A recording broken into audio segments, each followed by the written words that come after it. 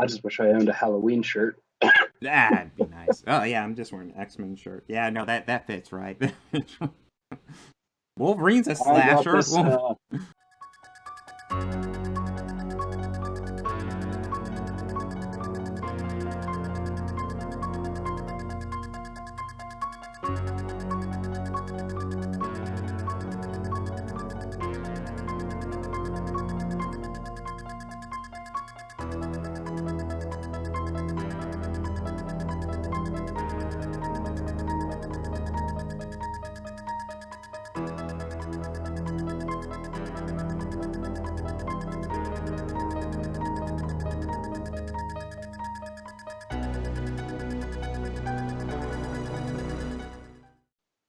Hello, everyone, and welcome to another very adequate episode of Organized Chaos Podcast. I'm Bob, and joining me is Bobby Quarters. Diversity of names. Hello. Yes. How you doing, Bobby? Oh, I'm doing pretty good, Bob. Not too bad. I feel like I've gorged myself on spooky movies. Yes.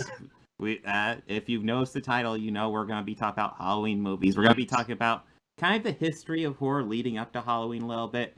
Then we're going to talk about our thoughts on Halloween 1978. And then we'll also be talking about kind of the impact that had on the film industry. And then we're going to be talking about Halloween 2018. And then, of course, was there a new movie this week? Was it Dune? I think it might have been Dune. We'll talk about Dune. Was there something else? Paw Patrol movie. Paw Patrol? Yeah. So, we'll talk about all Halloween, Yes. and then we're going to talk about the Paw Patrol movie, because that's logically and intuitively where this podcast should end. It's the scariest thing we could think of. I mean, being in that theater was horrifying. Yeah. And if time allows, I guess we'll talk about Halloween Kills. You might push it out. It's on Peacock. Yeah. Yeah. We could squeeze it in. Yeah, if we can, I don't know. But, yes. So, yeah, we saw a whole bunch of Halloween movies. Yes. Yeah, no, Real quick. I was going to say, before we get into it, what would be, we're going to cover Halloween today, but generally in the sense of the slasher genre of horror. Who is your personal favorite, Bob? Are we talking about just what's my favorite genre? Or what's my favorite of the killers? Killer. Or franchise? Killer? Yeah, franchise, if you will. Yeah, franchised killer. I guess it might be the same. I think if we're looking at the whole franchise, all the movies together, my favorite might be Nightmare on Elm Street. However, if we're breaking down individual movies, I think without a doubt the best of the movies is the original Halloween, which we'll get to. Oh yeah. Oh yeah. That's just fucking amazing. I mean, as a whole, the series, you're going with Freddy. Yeah, I'm going with Freddy. It's almost entirely for the first one, the third one, and the last one. Well, not the remake, New Nightmare. Yeah, that one with the Uncle Freddy. Uncle Bad Touchy Freddy. Yeah, no, not that one. No, so New Nightmare. Yes. Is what you're talking. So all the ones that Wes directed. Well, he actually didn't direct the third one, but he was heavily involved with that. But yeah, the ones he was heavily involved with. Writer. Yeah, the ones that he wrote and he executive produced. Yeah. So I'm pretty sure he did write Dream Child too. Yeah, no, technically he had some sort of role, I think, in all of them. But was he actually there on set?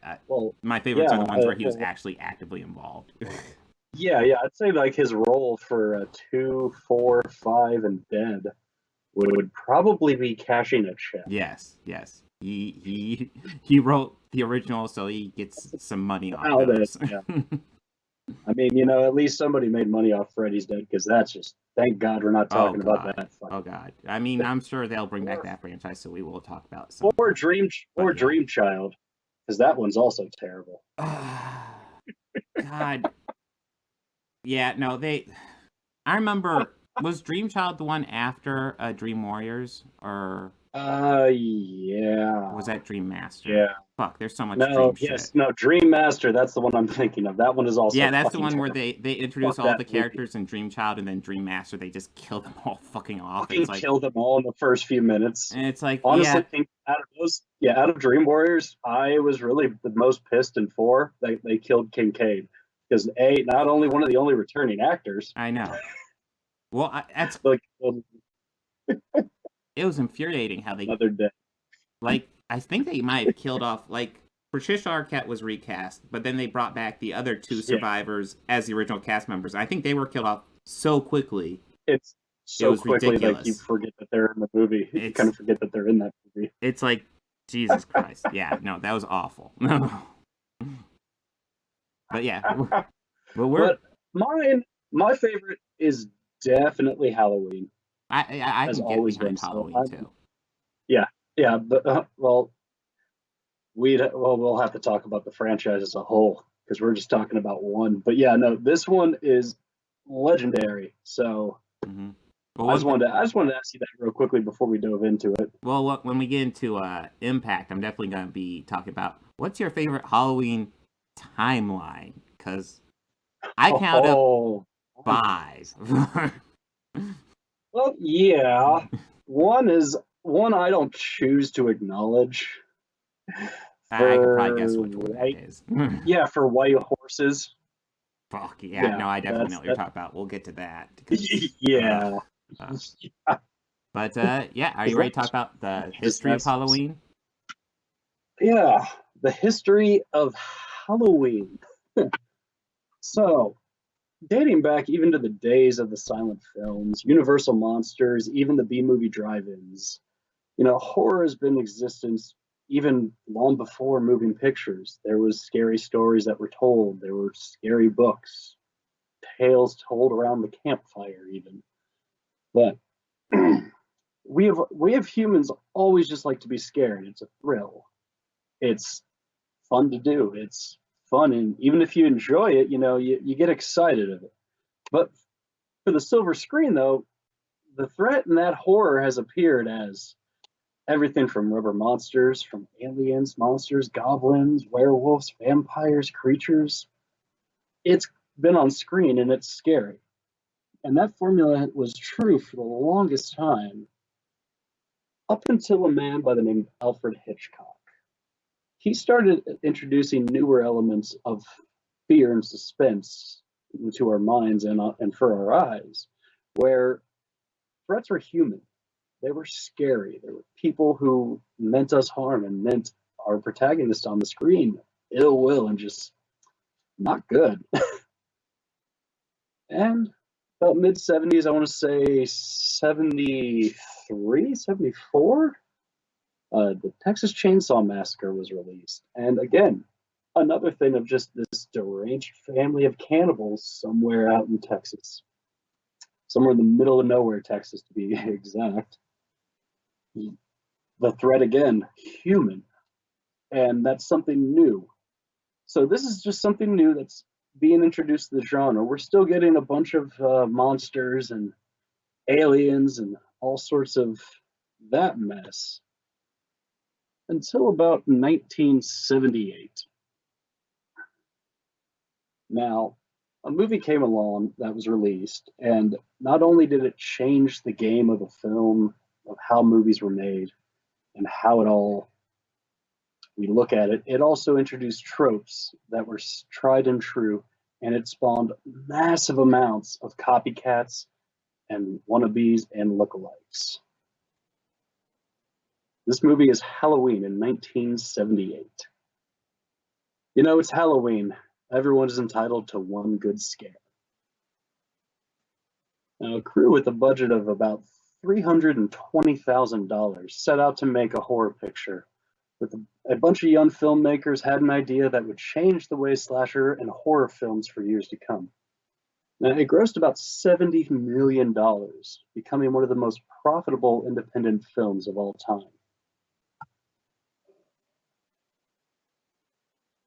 Now, it was an executive producer, Irwin Yablans. Yeah. He first thought it'd be a great idea to have a horror movie about babysitters. And because that's something that's very relatable. Because at some point in everybody's life, they have ever looked after small children, or they were a small child that was being looked after. So, in the scenario where we later find Lindsay, Tommy, and Lori, it's relatable. Almost anyone has been in there. Wouldn't you say that, Bob? Would you agree to that? Oh, for sure, definitely. Like, that is a very relatable situation. Yeah. And we all were able to put ourselves in that, feeling that helpless. I'm scrolling. Now, they were thinking, like, what can make all of those elements even more scary? How about we have it take place on Halloween? So Irwin met with a young 29-year-old college graduate from USC. He was about 29 years old, by the name of John Carpenter. Now, John had helmed Irwin's last project, Assault on Precinct 13, which that one also shocked the box office because they hadn't seen an action film shot and look like that before. And Carpenter was already making a name for himself as a young, but he was still very, very unknown. But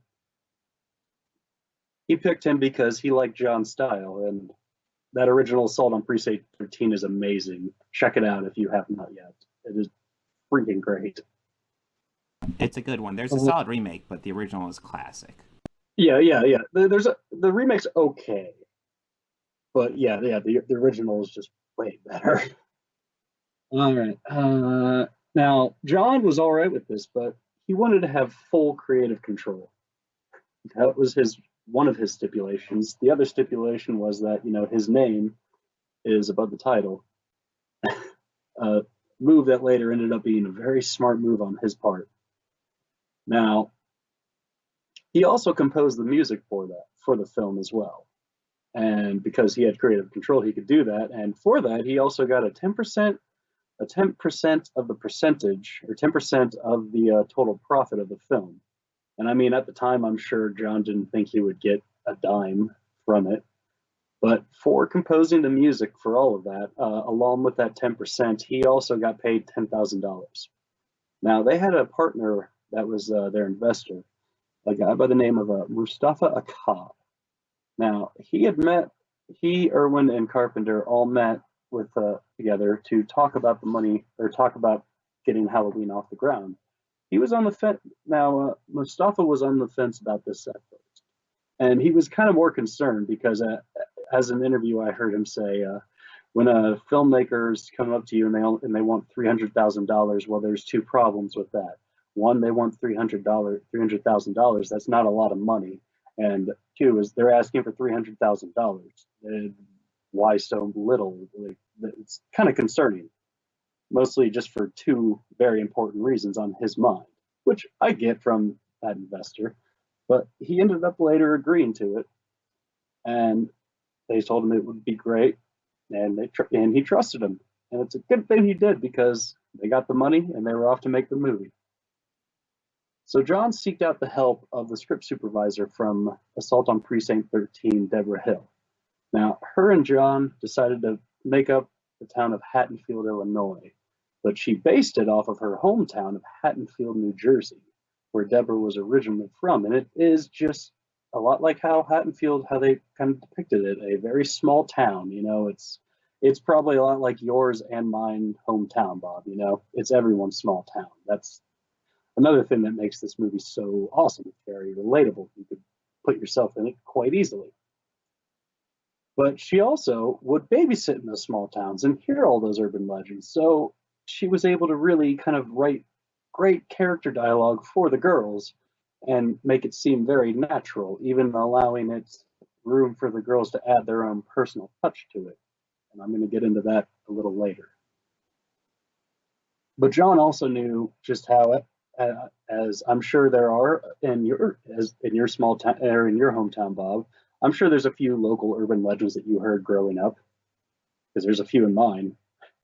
Yeah, I still remember. I mean, I remember Mothman from back when I lived in Athens, so. Yeah, I heard of Mothman too. I know that one. Mothman of Athens. With a terrible Richard Gere movie, so yeah, I don't. I kind of forgot that movie existed. That's for the best. Thanks. I forgot that movie even existed. Oh, God. Yeah. Okay. So a lot of the inspiration for the movie also came and just how it would be stylized. And I think this just screams at me now that, because admittedly, I did see Halloween first before I saw any Alfred Hitchcock films. I'll be very honest. And very sheepishly, I'll also admit that I did watch the remake of Psycho before watching the original. I regret wasting my time with the remake after seeing and loving the original. Just yeah. But Hitchcock did inspire Deborah Hill and John Carpenter quite a bit while making this, because those are a lot of the films that they always loved to watch and just watched in their own time. Now, casting began for the film. John Carpenter first wanted Peter Cushing to play Dr. Samuel Loomis. However, Peter did just make Star Wars.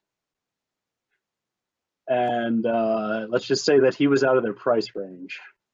So Irwin had suggested Donald Pleasance, who, killed it. And, from what I was able to find out, he also was very professional. In fact, the most professional member of this whole production crew and cast. The only one with any experience, and made, or at least that I would say, towered over anyone else on the set. Let's see. The original pick for Laurie Strode was an actress by the name of Anne Lockhart, but she was unavailable. But Hill knew Jamie Lee Curtis was a contract player for Universal, and Hill also knew that she is the daughter. Oh God, I just escaped her name. But she also knew that Vivian Lee and Tony Curtis. Thank you. Vivian Lee and Tony Curtis. She's the daughter of those two, Hollywood royalty. So she also knew, but she also knew that Janet Leigh was in Psycho, and they knew that they could sell that, and that is also why she was picked. But it ended up kind of making a very benchmark for her career and really jumping her career into what it is now. And it even gave her the title that she still proudly owns today, the Supreme Queen.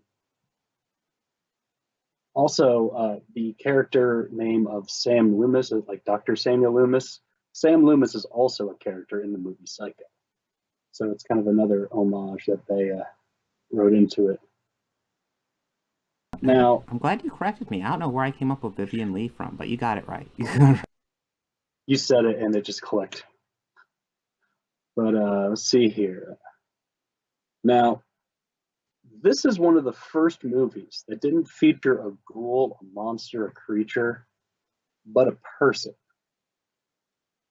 Unlike Texas Chainsaw Massacre and Psychos, where the victims just unwillingly went towards their killers and their end, even without their knowledge, which kind of made Texas the best part of it. They just didn't see it coming.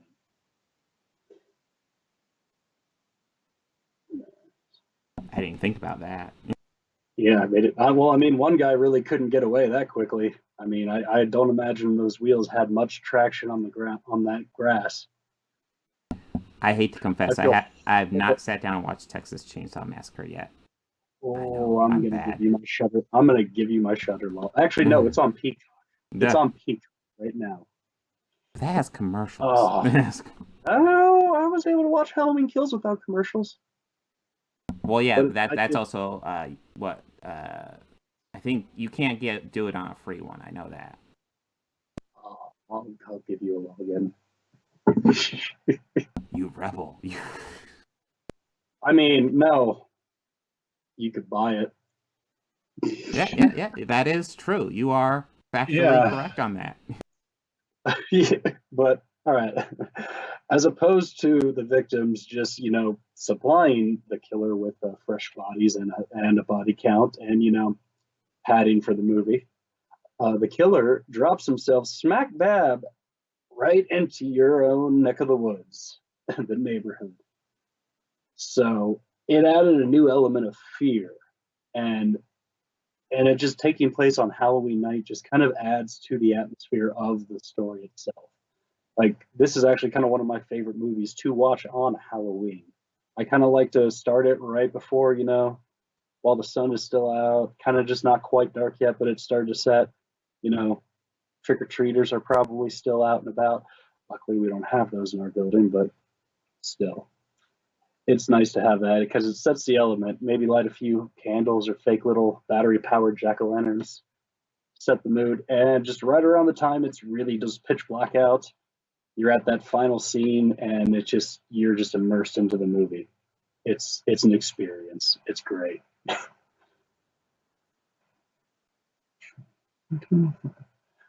But even though it had a smaller budget, though, Carpenter really relied on a lot of filmmaking techniques and shadows.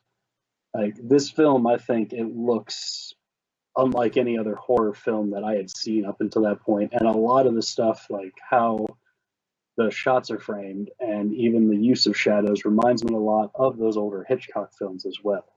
Like, I could see where he pulled a lot of source and inspiration from the two of them. All right, and the history of Halloween. So now that the movie is made, shot, and did well.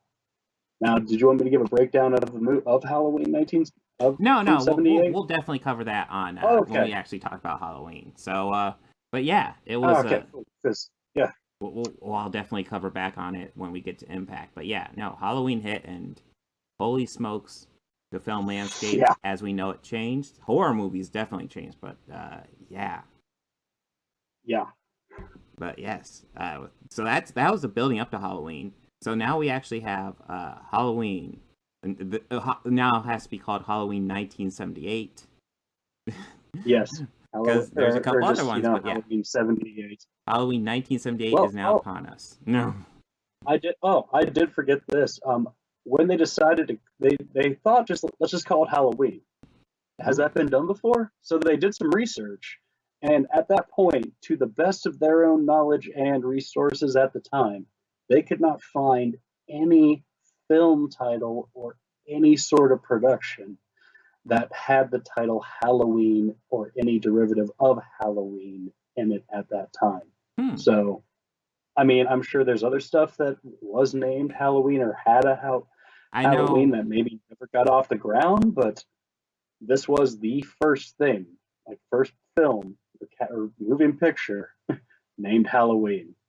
Well, I think IMDb came up with some random stuff, but they didn't have that then. So yeah, it was stuff I'd never heard of. So it's unlikely they'd ever found anything. I mean, it was probably like like a local filmmaker made it and they aired it in his hometown cinema. Yeah, something small or like I was going to say it like something as small as Lloyd Kaufman level, but no, that man made he's responsible for the Toxic Avenger. That man is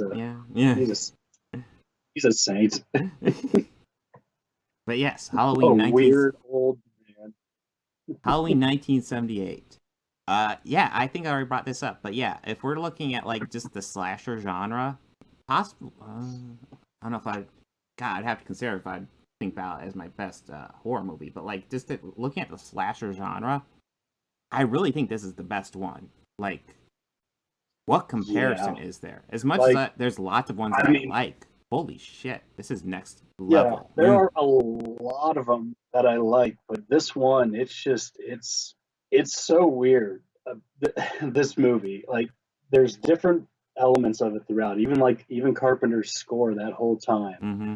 Like, I think it's just his choice of notes, where he kind of has ones that are soothing and then one that is intentionally played out key to make you put you on edge. Yes. Yeah. And it's just, I wish I had my guitar because I would actually play what I mean exactly. But yeah, and even just the atmosphere of everything. You see all the leaves blowing in the wind, that fall atmosphere for it being May in California. Yeah. That's very surprising. I actually saw them talk about that They had access to 3 actual pumpkins.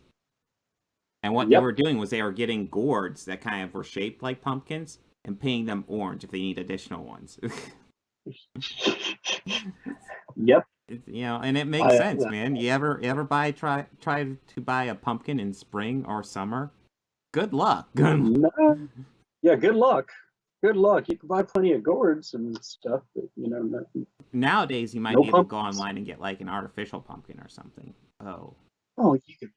Yeah, you could buy fake ones or like those. But like back then, fuck it. Yeah, fuck that. Fucking no, man. Yeah, if they're watching this, they're like, man, we didn't make it in 2021, you fuckers. Go online and buy a pumpkin. Fuck you. Peasants. You peasants. Yeah. But yeah, this is a movie that has like almost entirely atmosphere. And you brought up how it was made for $320,000. Part of that was $70,000 just for this fancy camera John Carpenter wanted to use. It was one of the first uses of a Steadicam. It was used primarily for the opening shot, which is this huge long take that isn't actually a huge long take because they only had so much film they could put into this thing at once. It was like 4 minutes and 30 seconds. Yeah, I think like the whole sequence actually took up almost a full reel of film. So there are different points in there where you could see that where if you know where to look, you'll point out the cuts. Yeah. And I'll see if I remember them. The biggest cut I know. But the biggest cut I know of is when he puts on the mask. Yes. There's also one right before, like as they're turning to go to look down the stairs, as Michael's going down the stairs, that turn and like long down cut. That's like the third one. And I want to say the first one is he'll put on the mask, and the second one is about right as they're about to go into the door. So you see this frame of the door and him turning in like that. It's like cut. So as something passes through this eye is when the cut is. Yeah. Yeah, no. I think it's something like that. I watched something where Deborah Hill was like had it playing side by side, just like, and there's a cut, and that is there. And right now we're walking down the stairs. Cameraman's right next to me. My arm is just held out because that's her arm in the entire opening sequence. That's Deborah Hill's. She's Michael Myers. Oh, I didn't realize. A lot of people did also play. Yeah, a lot of people did play Michael Myers throughout this entire movie. Nick Castle was like the primary, but like lots of times it'd just be like, "Hey, you're Michael today." Put on these overalls. Like, I think the scenes of him getting shot and falling out of the balcony, that's the stunt coordinator. And one of the close-up shots, like, I think all the ones of him driving is also the stunt coordinator. Anything that's slightly risky, the stunt guy's going to be there. Stunt guy's got it. Yeah. Oh, no, we got a stunt coordinator. It's cool. We don't have stunt guys. We just have a coordinator. Yeah, no, that's probably why it's him. And what I want them to do. Yeah. They don't have stunt guys. They have a stunt guy. I'm sure. Yeah, they have a stunt man. A stunt man. Driving's mildly risky. You do it. Well, a lot of the things I also read about this were that I guess everyone was wearing a lot of hats while they made this because it's like, young production, very small production crew. I think Donald Pleasance had said it was one of the smallest production crews he had ever worked on. Like he was ever a part of. Not saying it like in a disparaging way though. No, because, he was a very polite Englishman. In every interview I've seen him talk about this, he is always very polite, and he always seems to kind of speak really fondly of his time on this film. Like I think he really and genuinely enjoyed the character. Well, I think he kept coming back.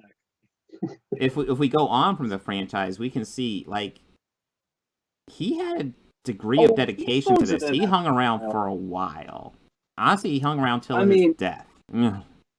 Yeah, he did it up until Curse, the final category in the Pink Panther trilogy. Yes.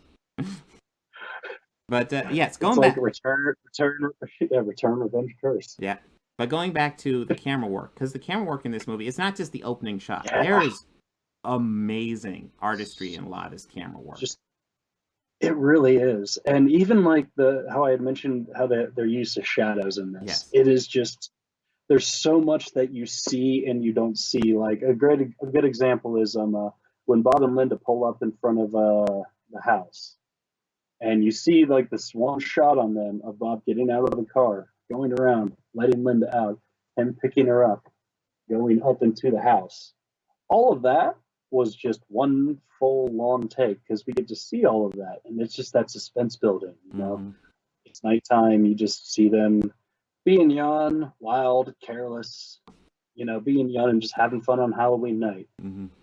But we, as the audience, know there's a fucking killer in there. Yeah. What the fuck are you two doing? But you know, it's the other thing. Like, he plays with your background. It's all the stuff, like lots of stuff that, like, just out of your view, slightly out of focus, little thing in the background. Well, you know. And then they go in the house, right?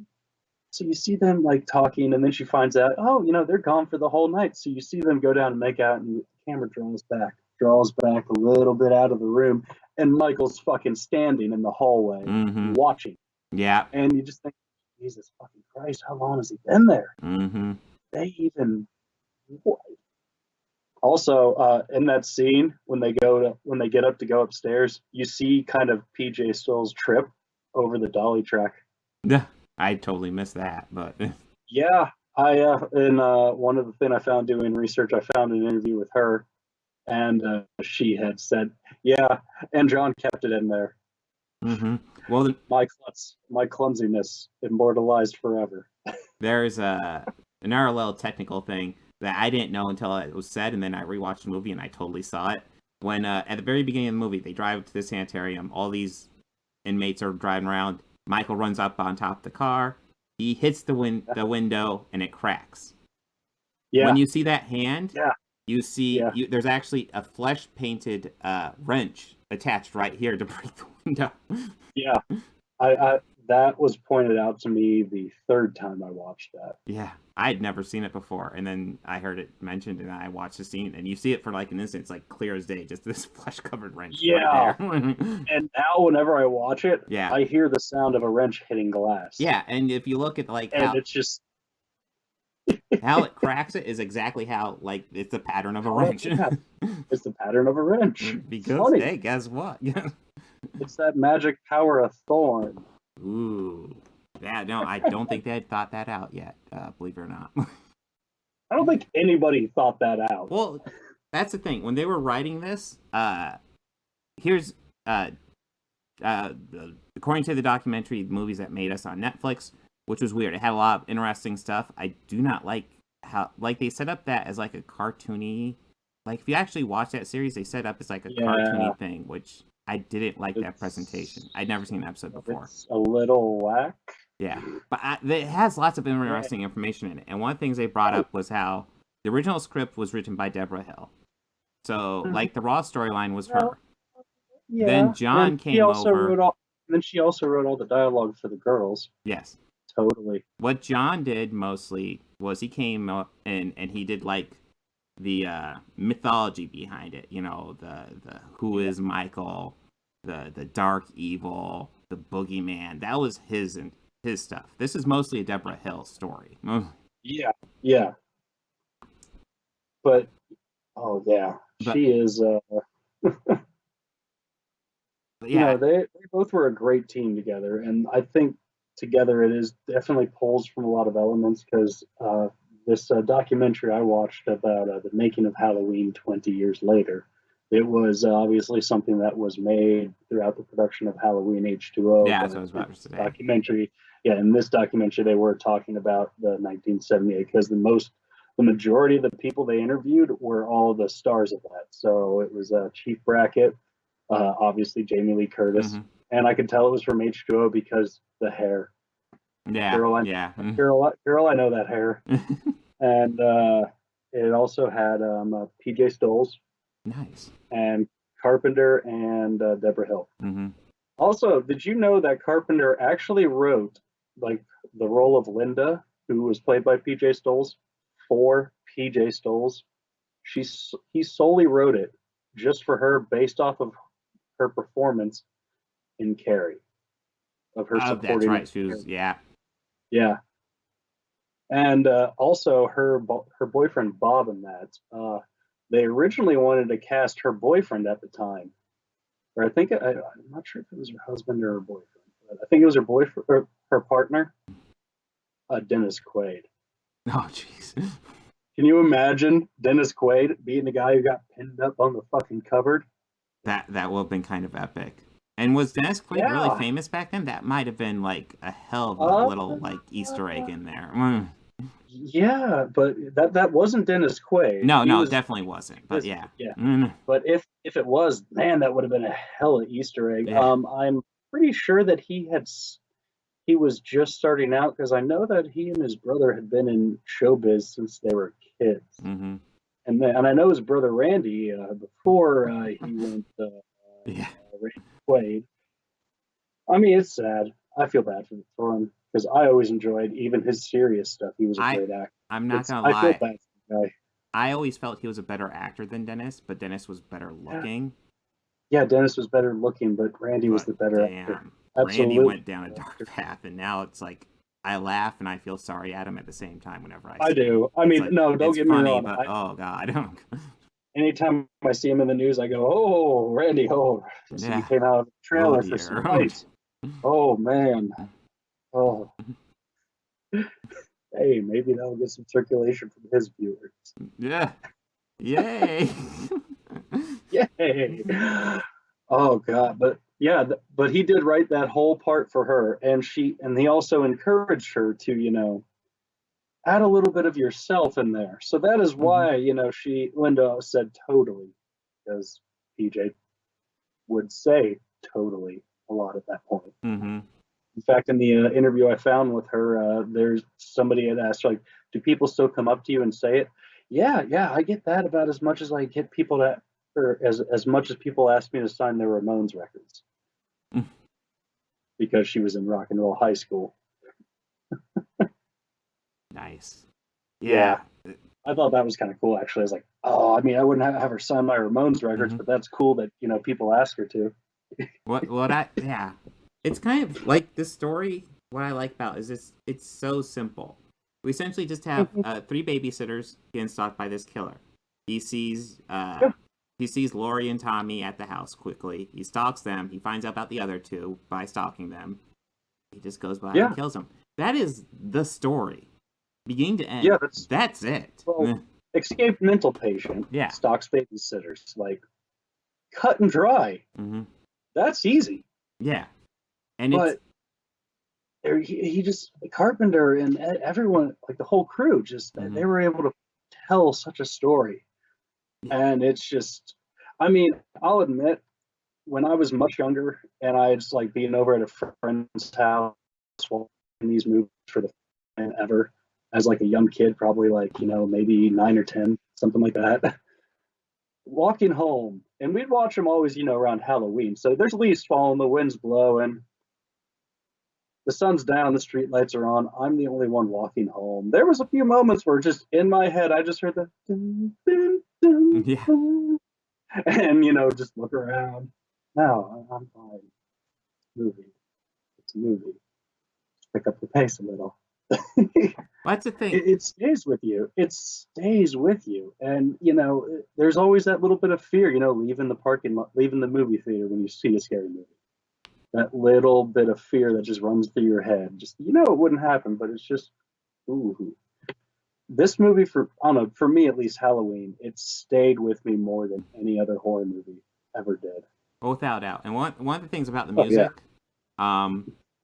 it's been a while since I rewatched this. I rewatched it yesterday, but I rewatched it for a specific purpose because I remember one time watching it and noting that, and correct me if I'm wrong in the comments, but I remember noting that the Halloween theme only plays during like the credits or when Michael is there. Period. And they don't play with it outside of that. Like, obviously there's little stingers and stuff like that, but I think it plays during the credits, but it definitely it does. I want to say Mr. Sandman plays during the original credits. Oh, that sounds familiar. There might be something like But that. I also think it might be 2 where it plays it, which is where I really kind of wonder where that association came from because that has never been touched on before ever. Yeah. Yeah, I don't know.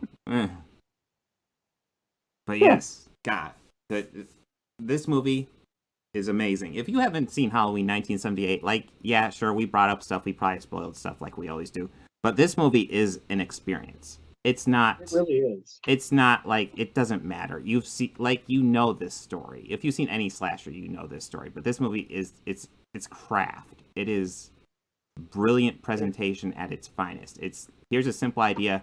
We're gonna do the best fucking job with this idea we can. They even do jump scares better than anything out today. Like a good Oh, example, great example actually, and this is like the most perfect example of this is how a jump scare should be. Really quickly, show some kids, one daring another, like you're chicken if you don't go up there. So I'm like, I am not. Ran up and did it. Dr. Loomis is standing guard of the Myers house. The kids were daring each other to go inside the house, as kids did to the haunted house in their neighborhood. Mm-hmm. Something fell off the windowsill and I fucking ran.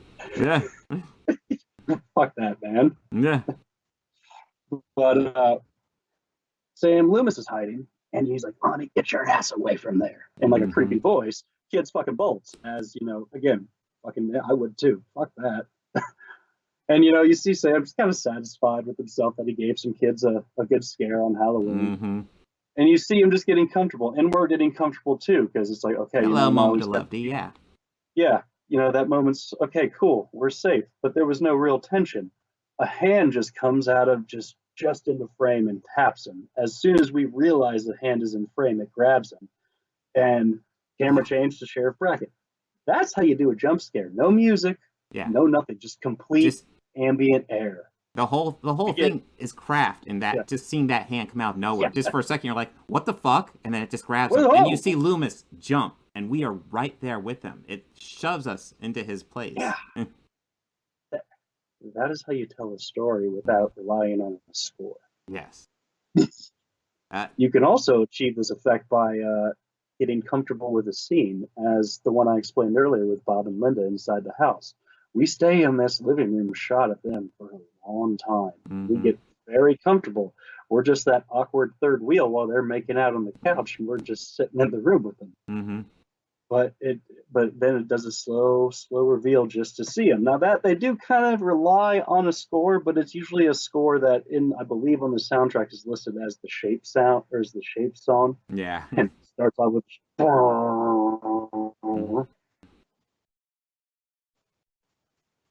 Did you disconnect? Yeah. Yeah, it's just so beautiful. No, I'm here. Okay. Yeah, no, you cut out for like the last 10 seconds or so. Oh, you're cutting out again. Just moved. Oh, okay. Hold on, let's give it a few moments to make sure it stabilizes. Yeah, okay. Okay, I think you're good. You were talking about the music going... Blah. Yeah, just like how in that scene we did get a musical note, or just I guess a soundtrack swell of just that when we pan out and to reveal that the shape is in there with Bob and Linda after we were very comfortable in that scene. Mm-hmm. That is just Well, that's another thing. Like lots of times, like he uses the camera like a character in lots of shots, which is great craft. Because lots of times when we're like hovering over a character, it's a little bit at distance. Kind of like Michael. Lots of times he's giving us the shot from Michael's perspective, which is shit. Like we see that from in the beginning, in the opening shot, but it's also something that later films in the franchise would occasionally remember that they did that and do a callback to. But it was it was best done in 4. But yeah, 4 is not bad. It's been a while, but 4, as I recall, is pretty decent. Yeah, the police don't have a theme song. God, yeah. We don't talk about that. But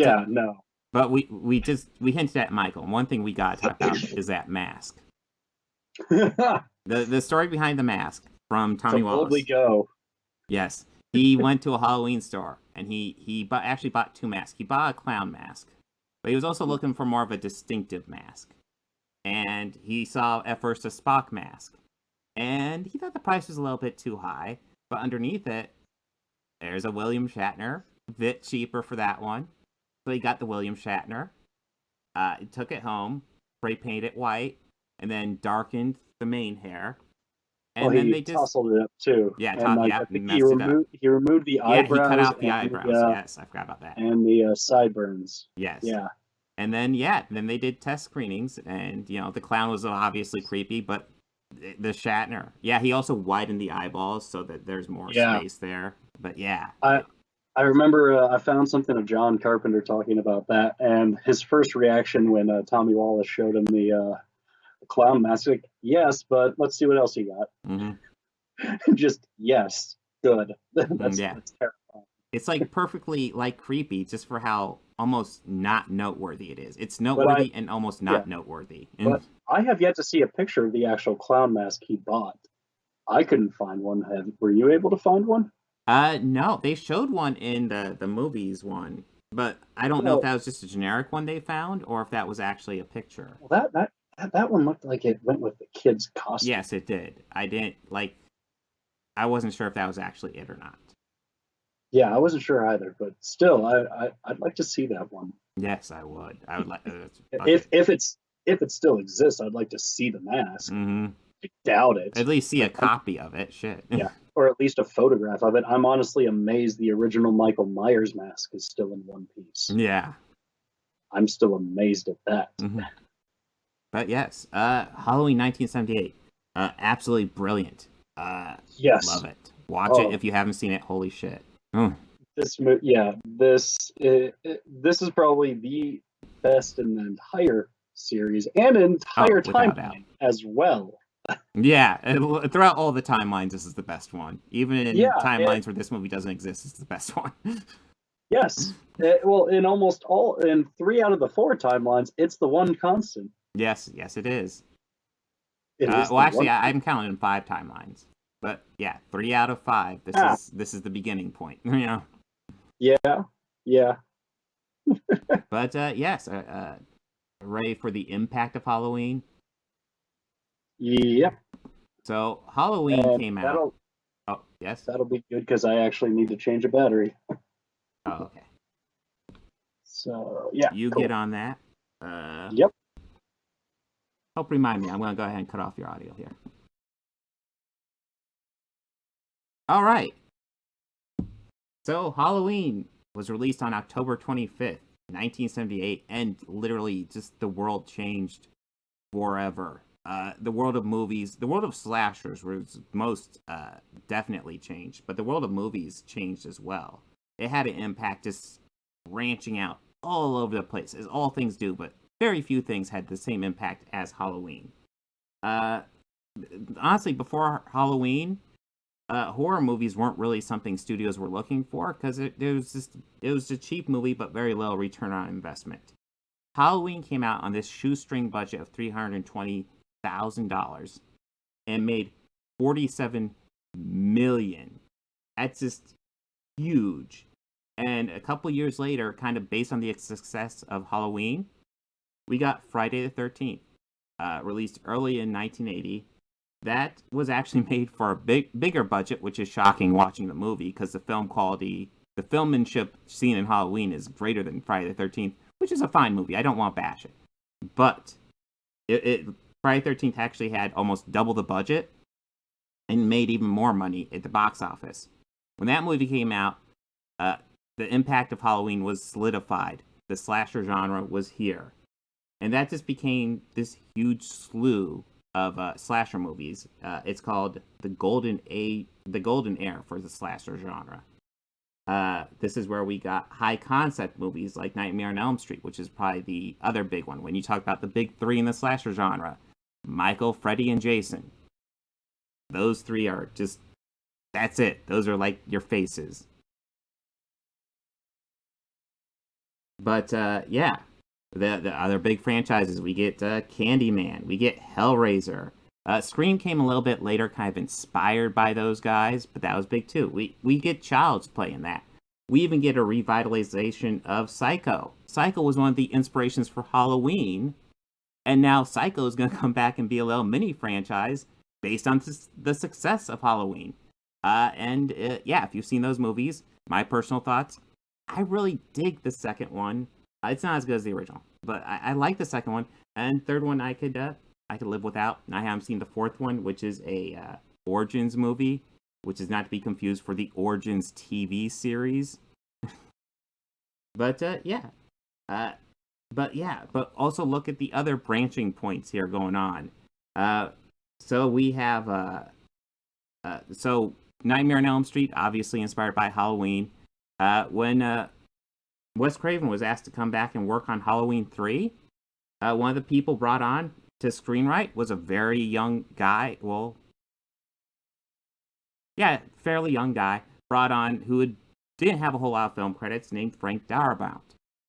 He helped write Nightmare on Elm Street 3, and after this, he would go on to direct things like Shawshank Redemption and Green Mile. And he would even help create a little TV series you might have heard of. It's had some mild success. It's called The Walking Dead, based on the comic books of Robert Kirkman. I think some people have talked about it. John Carpenter himself. This revival, like, his film career was on upward trajectory, and this just skyrocketed it. He did movies such as The Thing, which is a great horror movie. That's a very high concept horror movie, which is like brilliant special effects in that one. He did little action movies like Escape from New York and Big Trouble in Little China. I'm not a huge fan of the escape movies. Big Trouble in Little China is entirely too much fun. I love that movie. It's almost kind of like a parody action movie. It's great. I love how Kurt Russell essentially plays like he's set up to be like the main action star, but so often he's essentially the sidekick to his friend. I love how that movie's just great. Go watch it. And then there's also the sci-fi adventure Starman. He went all over the place with his genres. And like so many of them are so good. John Carpenter is this guy for filmography. It's worth checking out. Jamie Lee Curtis, of course, went all over the place with her career because she didn't want to get pinned down in the horror genre. And she has so many hits to her name that I can't even go into all of them. It's insane. Now, of course, the franchise that was most affected by the success of Halloween was, of course, Halloween itself, which, in case you're wondering, has 12 films and 5 timelines. Yeah, I can't think of any franchise that has that many timelines. I mean, Star Trek has, what, 2? Halloween has 5. Oh.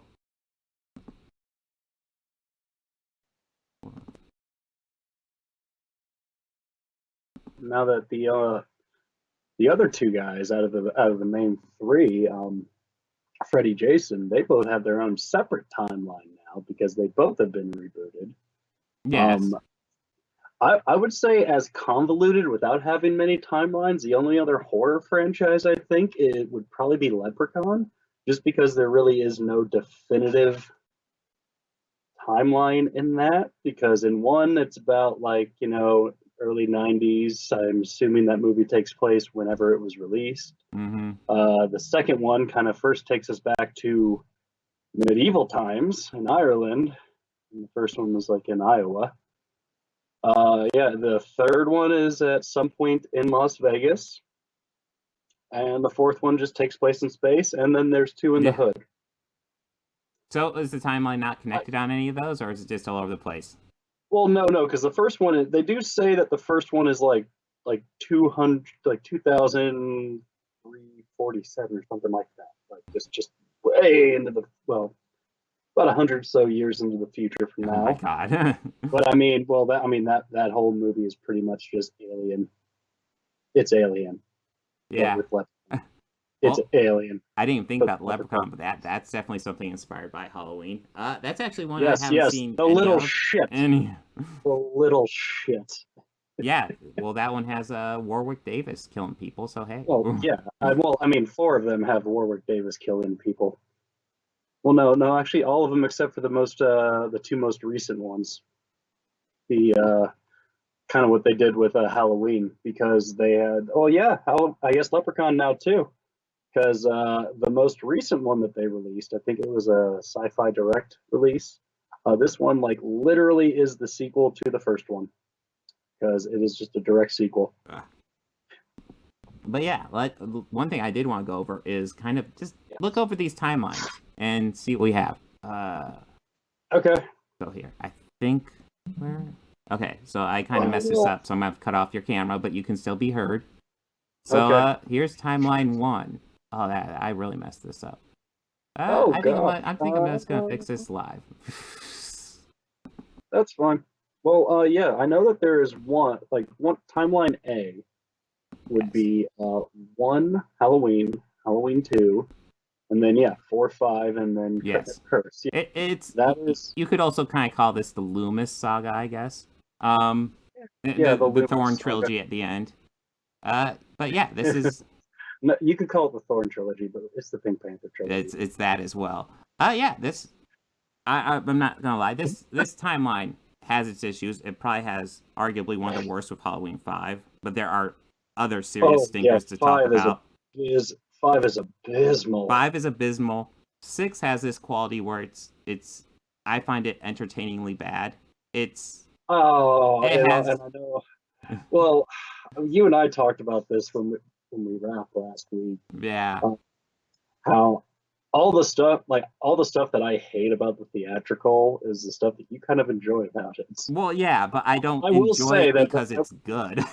no, and I get that. I go like, yeah, but if you just have a movie without all that crap in it, it's what I wanted, and I got that. The color even looks better in the producer's cut. How does the color saturation look better in a producer's cut than an actual director's cut? We don't have a director's cut of that. We have a theatrical cut.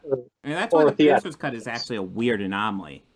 Because traditionally, a theatrical cut is the producer's cut. The director makes his cut, and then the producer cuts it down for whatever the studio wants.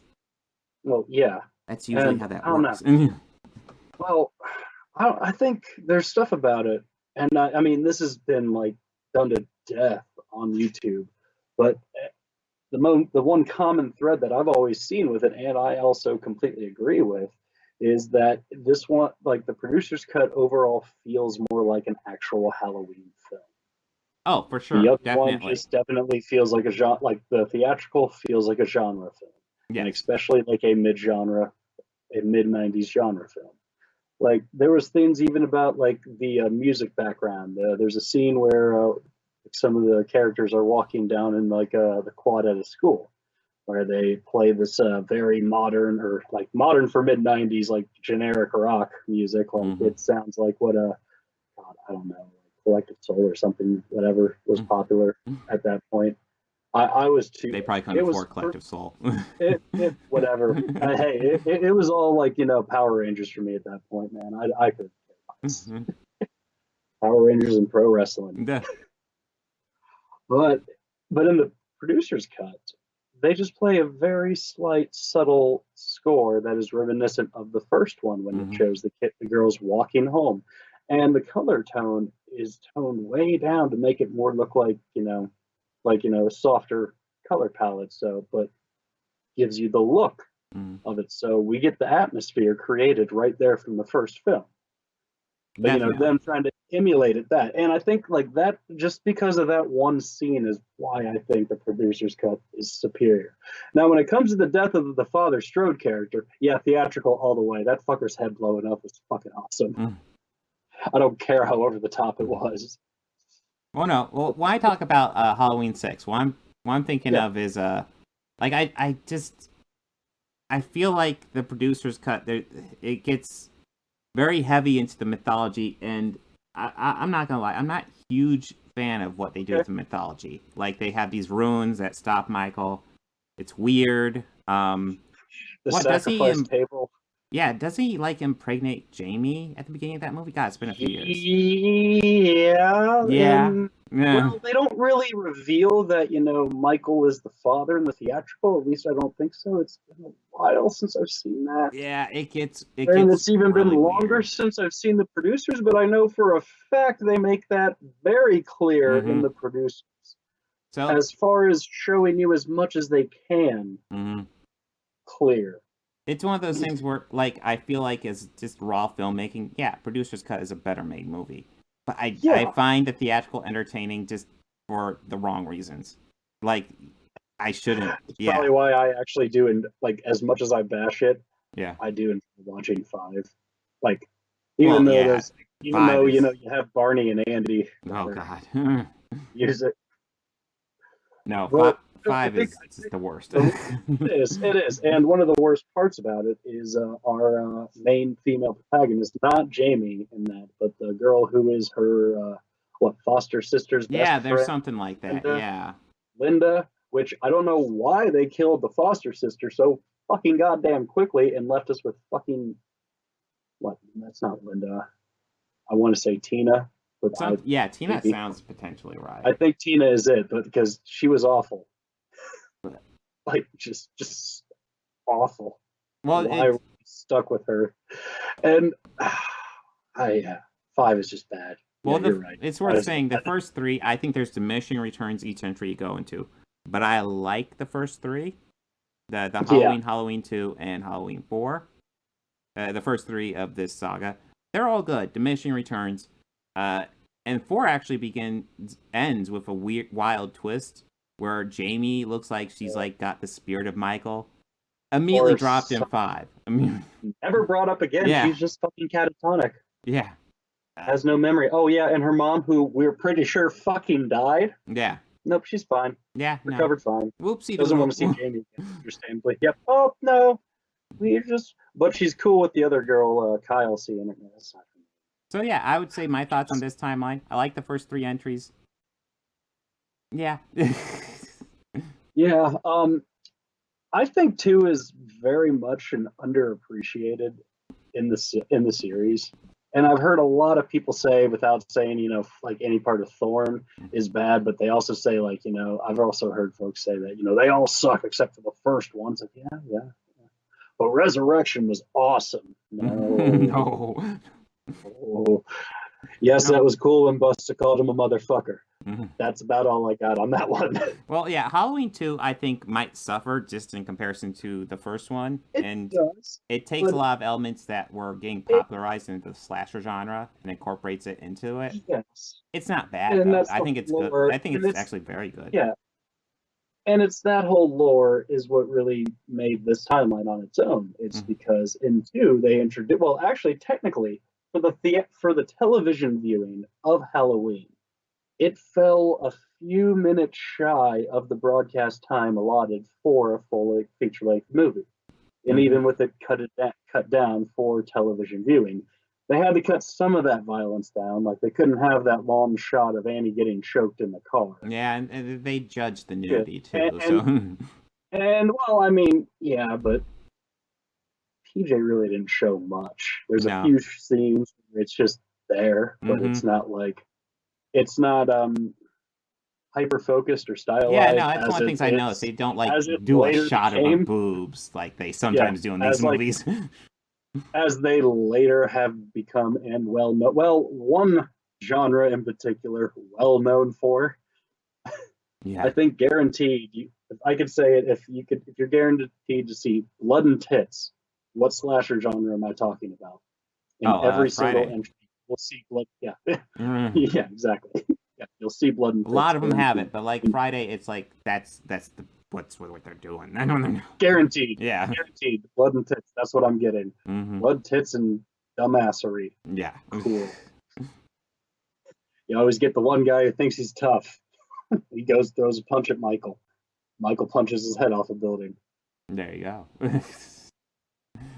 Manhattan's probably my favorite entry Oh God. for the same reasons you love 5. Oh boy. Are we ready to talk about the second timeline? But one quick point on this. This timeline in particular is the one that really introduces because the television viewing. So they filmed Oh addition or yes. back to the television broadcast. They had filmed additional footage, and in this footage, it is clearly said that Jamie is Michael's sister. They had another Lori. child after Michael. No.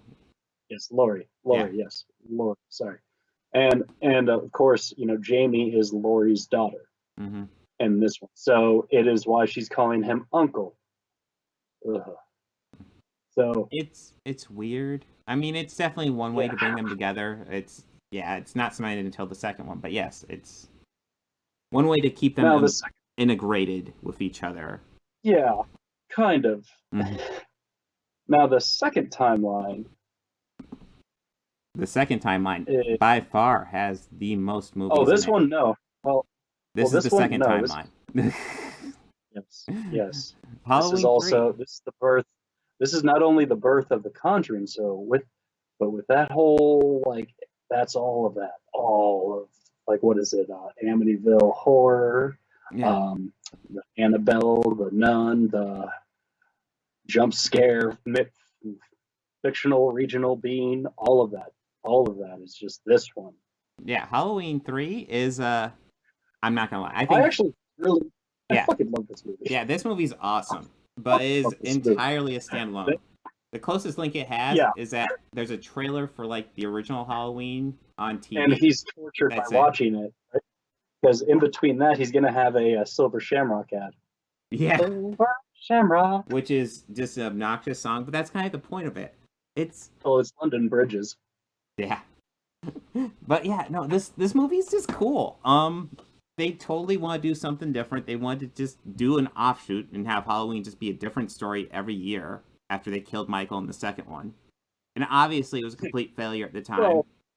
Well, I know what they wanted to do was that John Carpenter and Deborah Hill wanted this franchise. Mm-hmm. Their original thought of it was to be an anthology series. Yeah. One how each different entry in it would tell a different tale on Halloween. Takes place on Halloween. Yes. It was the original idea, and the original producer, Irwin, was on board for this too. He liked this idea.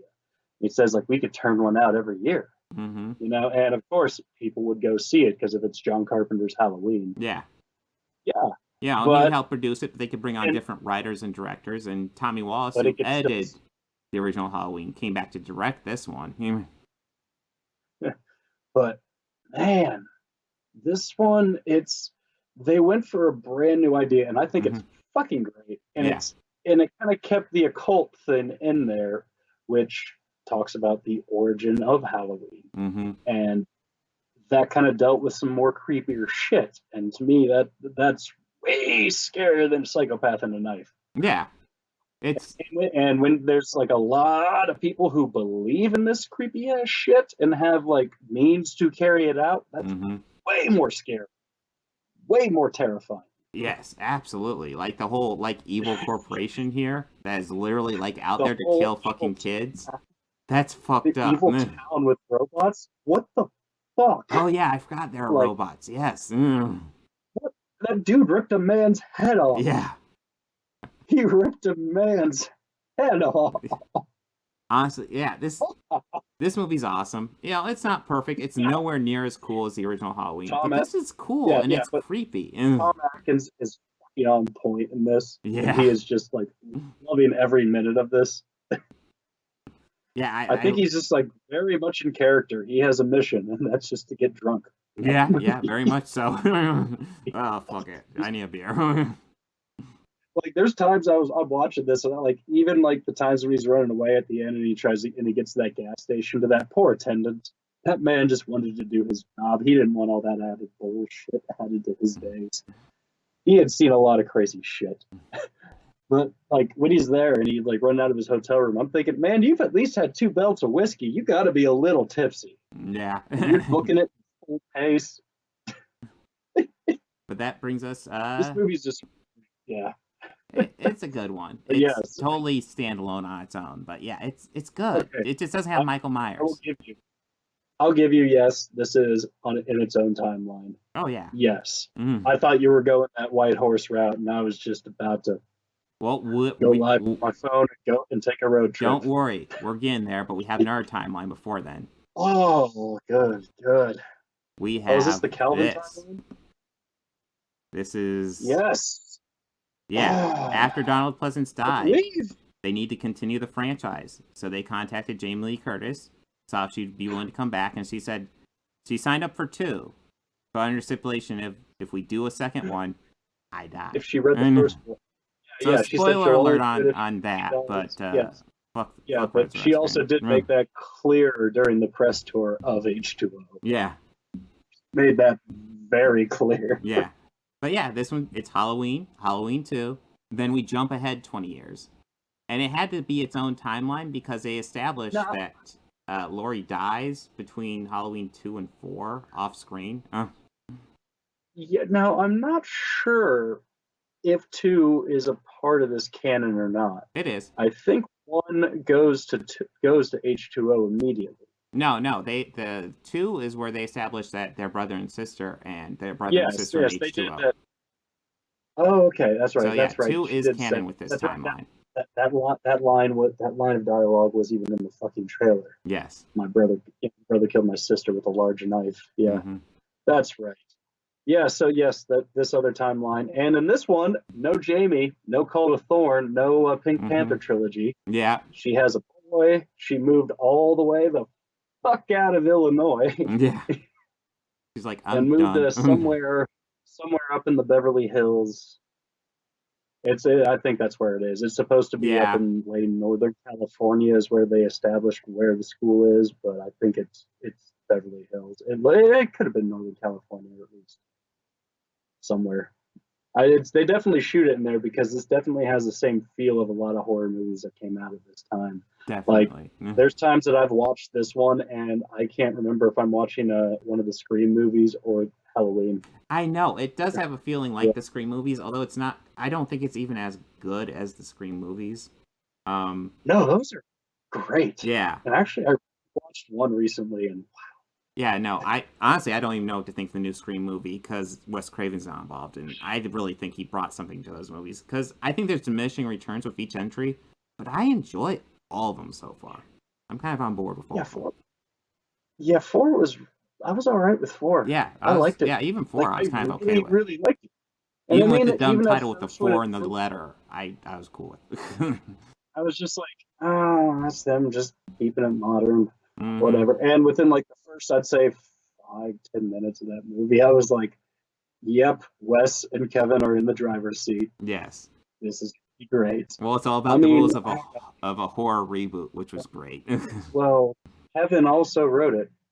Like Kevin Williamson is like a part of this production crew. I don't know if he's writing. I want to say he is. I know for a fact he's executive. He's like one of the executive producers. In fact, the original 3 are also executive producers of it too, like Nev, Dave, and Courtney. So it's just like, well, the franchise is in the most capable hands it can be. But yeah, H2O, yeah, it feels a lot kind of like a Scream movie. Well, and it's really just those wide crane shots is what it is. And it could just be a stylized thing or even the same DP. Because Kevin Williamson, I believe, did have a hand in this one.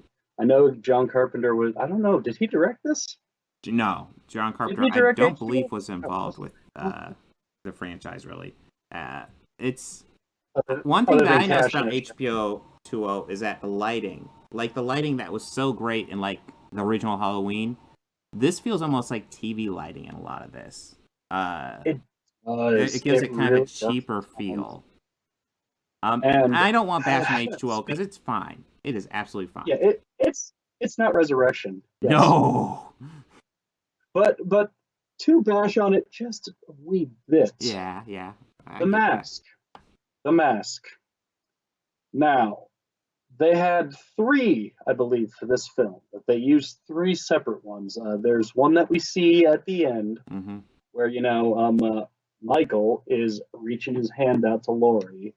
There's that one for the up-close shots, and there's like ones for him for the far-away shots. and that one also looked a little bit dweeby. Kind of had like Yeah, a little bit of wider eyes, and one had like very kind of like Jory eyes from Star Trek, like they had like small eye slits, and then a CGI one that looked really fucking bad. Well, that's the thing. Like the mask even looks kind of low budget. The lighting looks low budget, and we're talking about in comparison to 1978's Halloween, which with way less technology, way less money, looks a hell of a lot better. Yeah. And like I said, I don't want to bash on it. I think H2O, it's not the greatest Halloween movie by a mile, but it's entertaining. It's probably in the top half. It is. It's better than 5 and Resurrection. Well, fuck yeah. It's better than anything in the fourth timeline, which we haven't quite gotten to yet. Yeah, yes. And then I really, because I would add Resurrection to the fourth timeline. Yeah, it doesn't quite qualify. It technically doesn't qualify. It's just as bad. It's just as yeah. bad. No, if we're talking about raw quality, it belongs in there, and so does 5. But no, 5 is better than all 3. I would rather watch 5 on repeat than ever have to watch. I don't know if I'd go quite there. If it meant that I never had to watch anything from 4 or Resurrection ever again, yes, I will learn to whistle that fucking Barney and Andy theme. But yeah, Resurrection, it's bad. I would argue Resurrection, again, it's almost like the theatrical cut of Halloween 6. It can be entertained if you look at it as almost like a comedy, because it's almost like a parody of a fucking Halloween movie. It is definitely a stylized time capsule of that time period. Yeah, it was early. Yeah, like what was it? There was a virtual reality online web series survival show that was going to happen in this movie. And what is it? They have to spend a night alive in the Myers house. Yeah, and something the host like of the that. show, who's played by Busta Rhymes, and his I guess like partner with the show, or they didn't really establish like their relationship. I mean, they established that there was some sort of like relations, but just like if she's a producer or. I'm not gonna lie, I didn't give a shit. I honestly, after Laurie died, I was like, okay, well, what? Yeah, when Laurie died, I was like, done. And this is a lot to fill in, pad in before the credits. I mean, and we gotta talk about that now, because like Laurie decapitates Michael at the end of H2O, and the fucking explanation is all over the place. Essentially, Michael switches the spot with a medic. He tapes the mask onto a medic, so that way the medic gets decapitated. He crushes his larynx. Oh so my he god! Can't say anything. And he makes sure he Scooby-Doos himself into a medic and hides his whole fucking face. Which by this point, and according to this timeline, should be at least he should be looking like fucking Freddy Krueger. At least maybe if he's healed, depending on if he's a picker or not, but. I'm sure the guy is, considering that his hands are bloodied and most of the time before he even starts fucking killing. Oh, Resurrection it's frustrating. It's frustrating. Sorry. Yeah, if you look at it as like a parody of a horror movie, maybe you have some fun, get beers. But like if you look at it as a Halloween movie, it's fucking awful. It's fucking abysmal. Yeah. It's like Busta Rhymes kicking Michael in the face, saying what, "Trick or treat, motherfucker," or some shit like that. Yes, trick or treat, motherfucker. Yes. Yeah, it's awful. You can laugh at it, but it's awful. That is the best part of the whole movie. Yeah, it is for all the wrong reasons. But now and it's at the fucking end, so you have to suffer through all of it, or you could just skip ahead to that point and see it and consider yourself, oh, I've seen Halloween Resurrection. Yeah. But now I've seen fan edits of this before to where it's the full opening sequence, right? Mm-hmm. But like the Halloween Resurrection thing comes on before the whole hospital sequence. And right at the end where it normally goes to the title card, the credits. And that's just, yep. There you go. That is a much better cut of Resurrection. I would like that. I'd like, oh, he killed Jamie, and now, what's he doing now? Yeah. He's going to his reality show at his house. Right. Cool. Okay. Oh, again, there's a lot of padding before the credits. That brings us now to the fourth timeline, which is everybody's favorite. Yeah. Well, here's the deal with this timeline. Like, It sucks. you can't even have fun with this timeline. This is Rob Zombie's fucking Halloween movies. The first one kind of sucks, but I don't know. Like, there's some stuff with his family and Loomis. It's a faithful remake to the original for all those degree, yeah. To all those parts, yes. And it does, like, the additional stuff with Loomis, I enjoy. Yeah, it's okay. We got Malcolm McDowell in this franchise for some reason. Did he give him a lot of money? Jesus. Because he's a British person. Yeah. Don't you watch South Park? Oh, he's yeah, of course. Person. The stuff with Michael's family, yeah, they add it. It is like the most generic white trash shit that you imagine Rob Zombie would come up with. Yeah, so par for the course for Rob Zombie, pretty much. It's like, white trash, like all those people you would see on Springer back in the day, when you'd stay homesick from school. Yeah, it's like all those bleeps, you just hear it, and they're just saying fuck and variations of them fucking, there's a scene where the stepdaughter is simulating masturbation to the syrup in front of her stepfather. Oh, yeah, what fun. And, his Halloween, I don't want to say is the worst thing ever. I don't like it, but it's not the worst thing ever. No, his Halloween 2 is the worst thing ever. No, his Halloween 2. Fuck that movie hard. Fuck that. Okay, just to give you... fucking dare you, Rob Zombie. Well, okay, so, like, it begins as almost like a faithful remake of Halloween 2. And it's kind of shocking how closely he follows it. It's like they're at the hospital... Michael's at the hospital. He's killing a lot of people. He's trying to get to Laurie. Like, wow. I didn't know he would follow Halloween 2 so faithfully. Yeah. But he also wrapped it up rather quickly, which... Well, that's the thing. It's not that quickly. We're a half hour into the movie, a quarter way into the movie, when it's revealed that this is a dream. And we're at the 30-minute mark, and we're going to start Act 1 of the movie proper. Yeah. What the fuck are you doing? And it was when that happened, I was like, oh, this is going to be complete fucking shit, isn't it? And it is.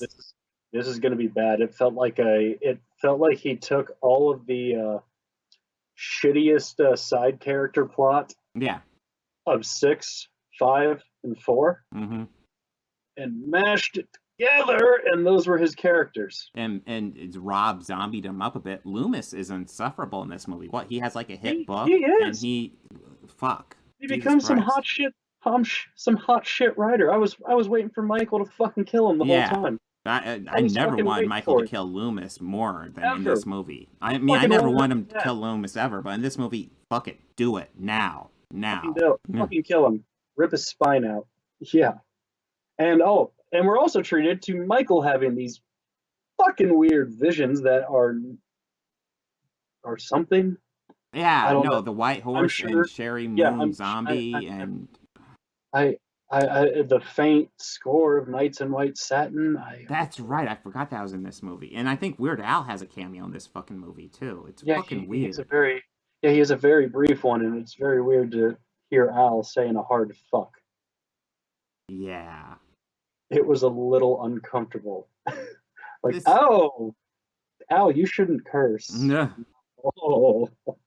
Well, that's the thing. Like, Rob Zombie has this aesthetic, this dirty, nasty aesthetic in, like, all his movies.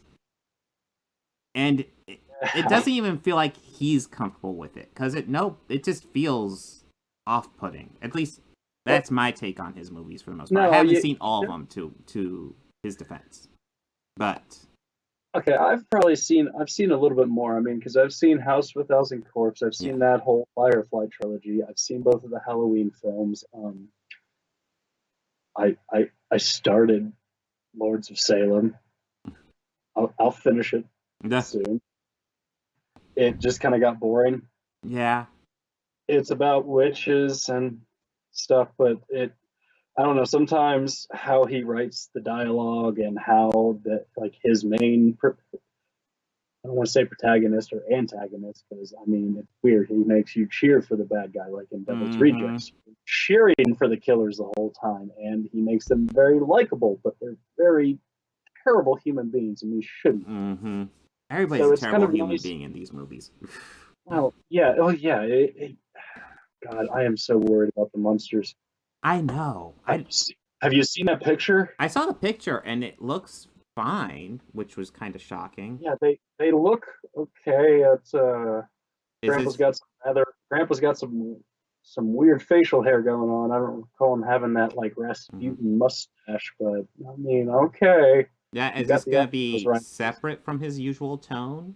Because that's almost the only way he could make a good monsters movie if he What does I that. But can know, he even do that? yeah, what I know is that he is making a monsters movie. Yes. And And I'm interested photo. to see what he does with it. I'm Now scared too, but yeah. the house looks great. Yeah. The house looks great. And I'm not even trying to say something nice. I genuinely mean that. Yeah. The house looks great. Yeah, I'm Like the first look at it, I was like, "Yep, that's 1313 Mockingbird Lane." If I'd ever say so. I don't Yep, I don't not want to going say anywhere near that house. yeah. I'm not optimistic about it, but I am hopeful about it, if that makes sense. I'm not. I just hope that Sherry Moon doesn't That's right, and she's Lily.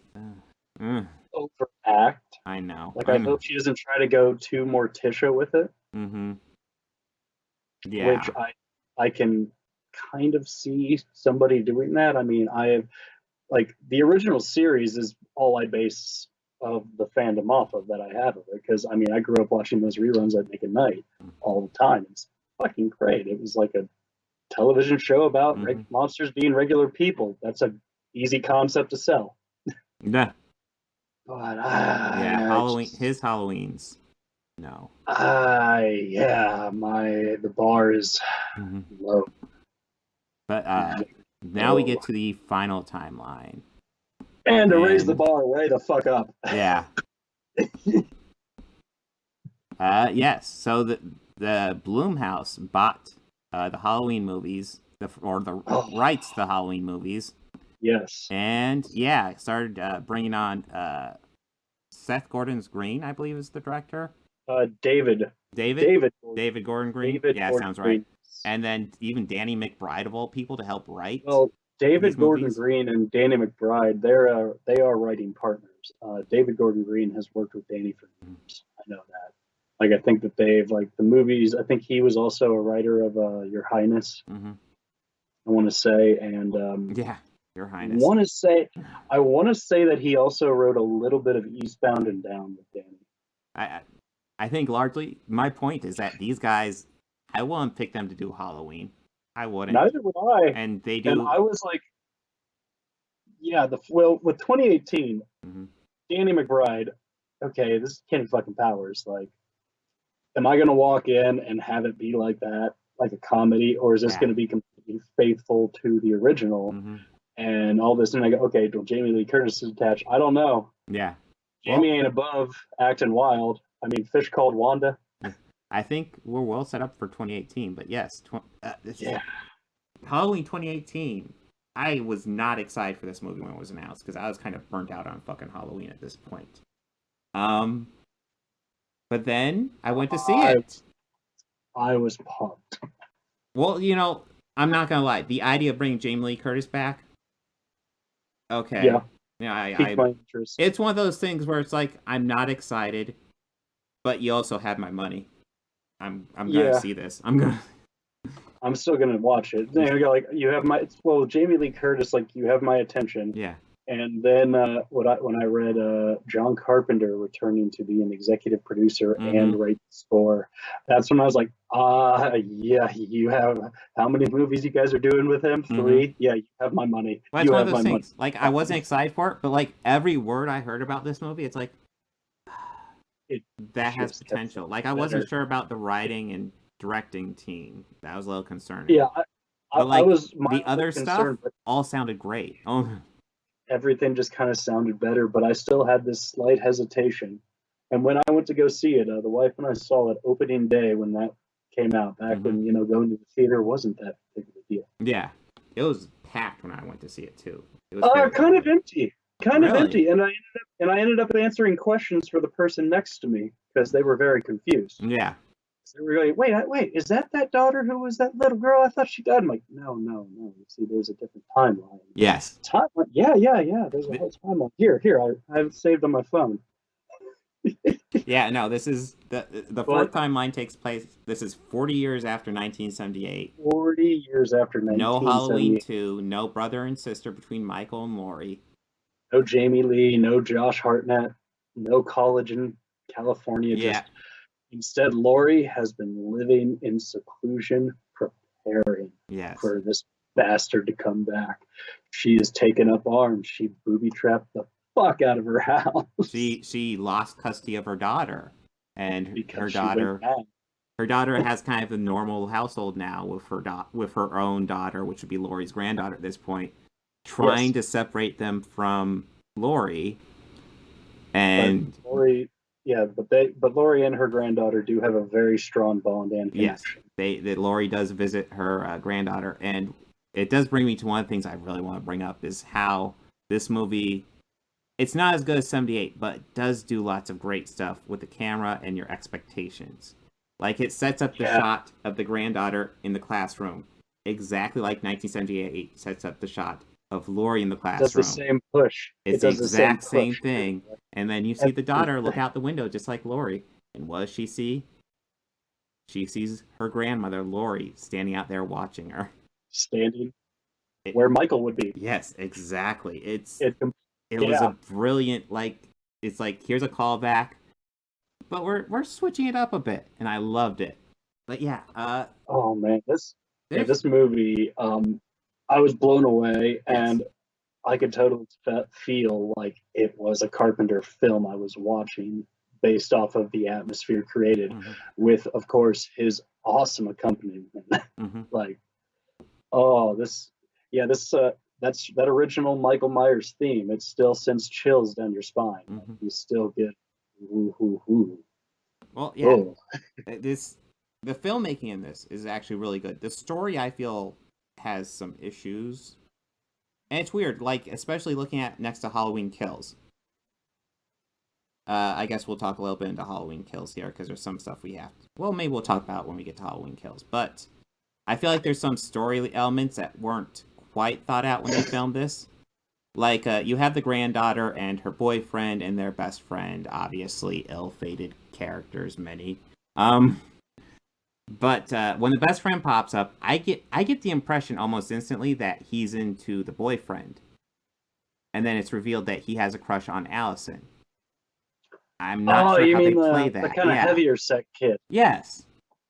I very much got the impression of that. Really? I got the impression of that. I just got it that they were like, just like, whatever, fucking kids are being weird. Maybe, yeah. But no matter what, I never really got the impression he was into Allison so much. I mean, I just got it they were just bros. Yeah, they were just bros up. Well, that was the other interpretation. Honestly, how I took that. For me, it's like they're bros, and if he's into anybody, he's into him. But, I mean, you remember we used to feed bros together at a college. Yeah, yes, we did. Many subs. fucking always drinking the goddamn vitamin water. Yeah. But yes, the other thing. Fuck, I don't remember. I know there's a thing about Officer Hawkins, which I definitely wanted to bring up. Maybe in Halloween Kills. Yeah. Well, yeah, that seems more of the Halloween Kills because that's kind of dived into more. And it's funny that you have brought up the kid because he is also mentioned in Halloween Kills, but it gets kind of resolved so quickly that you almost forget it happens. Yes. But it still fits with how they framed Halloween Kills within this movie as well. Yes, the other inconsistency I want to bring up, it just occurred to me. Because we have the psychiatrist character. One subtle thing they do that I do love is when Jamie meets Dr. Sartan, I believe it's... Yeah, Dr. Sartan. Yes, Dr. Shitstain, yeah. She says, "Oh, you're the new Loomis." And his response is kind of like, yeah, but you see him kind of acknowledging it and going... Yeah. And it's like, I love that he's shaking his head. He's shaking his head in a way that kind of indicates, yeah, I acknowledge you're saying this. But as the audience is also telling us, no, he's not Dr. Loomis at fucking all. Yeah. And I love that subtle shake that there. Guy. Yeah. That was nice. And when this came out, I did see a lot of people who had commented and did a review would talk about that scene in particular, and even just say like, "Yep, even the movie's trying to pass it off to us, but we're not convinced." Well, I just love it. It's just a little subtle nod telling the audience he's not Dr. Loomis. He's not. But and he's not by any means. He is. I would say like it was a new element added to this canon. Yeah. In a way, because I think of him as just like, you know, like a multiverse, if you will. Yeah. There's still many Michael Myers. God, that's a horrifying thought. But with this one, I kind of think of it more like, you know, there's never been. They kind of touch with it with the Cult of Thorn and having like a handler of sorts. Yes. But that is what Sartain wanted to do. He said he spent so much time studying him, you know, in a controlled environment. He wants to study him in the wild. Yes. And, well, no one's ever really done that aside from the Man in Black who Tommy gunned up a police station in 5 and blew a hole through it, which didn't kill either Jamie or Michael. Well, I really like how that trilogy resolved who that was. Yeah, they did. They did. And that was nice. I think it was probably a different actor every time. But... What? But this one, though, like, that goes, you know, him wanting to study Michael in the wild, that goes about as fucking well as you'd think it would go. Well, it feels like a throwaway storyline because what happens is something happens to Michael. I think, does he get shot? Anyways, Michael's down on the ground. Sartain goes over, takes off his mask, and puts it on. And it feels like this is remnants of a separate, like, draft, where maybe they were going to have different people take on the Michael persona. And it was obviously Chuck. That didn't happen. It definitely won't work with Halloween Kills when we get to that. But no. I don't even necessarily like it, but it feels like they did. It was an idea. I think it's like, well, I think it kind of, they were scratching the surface of something that they got into of the power of his mask. Because if you remember in the beginning of this, those podcasters were believing it was, so they had the brilliant idea to somehow get their fucking hands on that mask, bring it to him in the prison, and just hold it in front of him.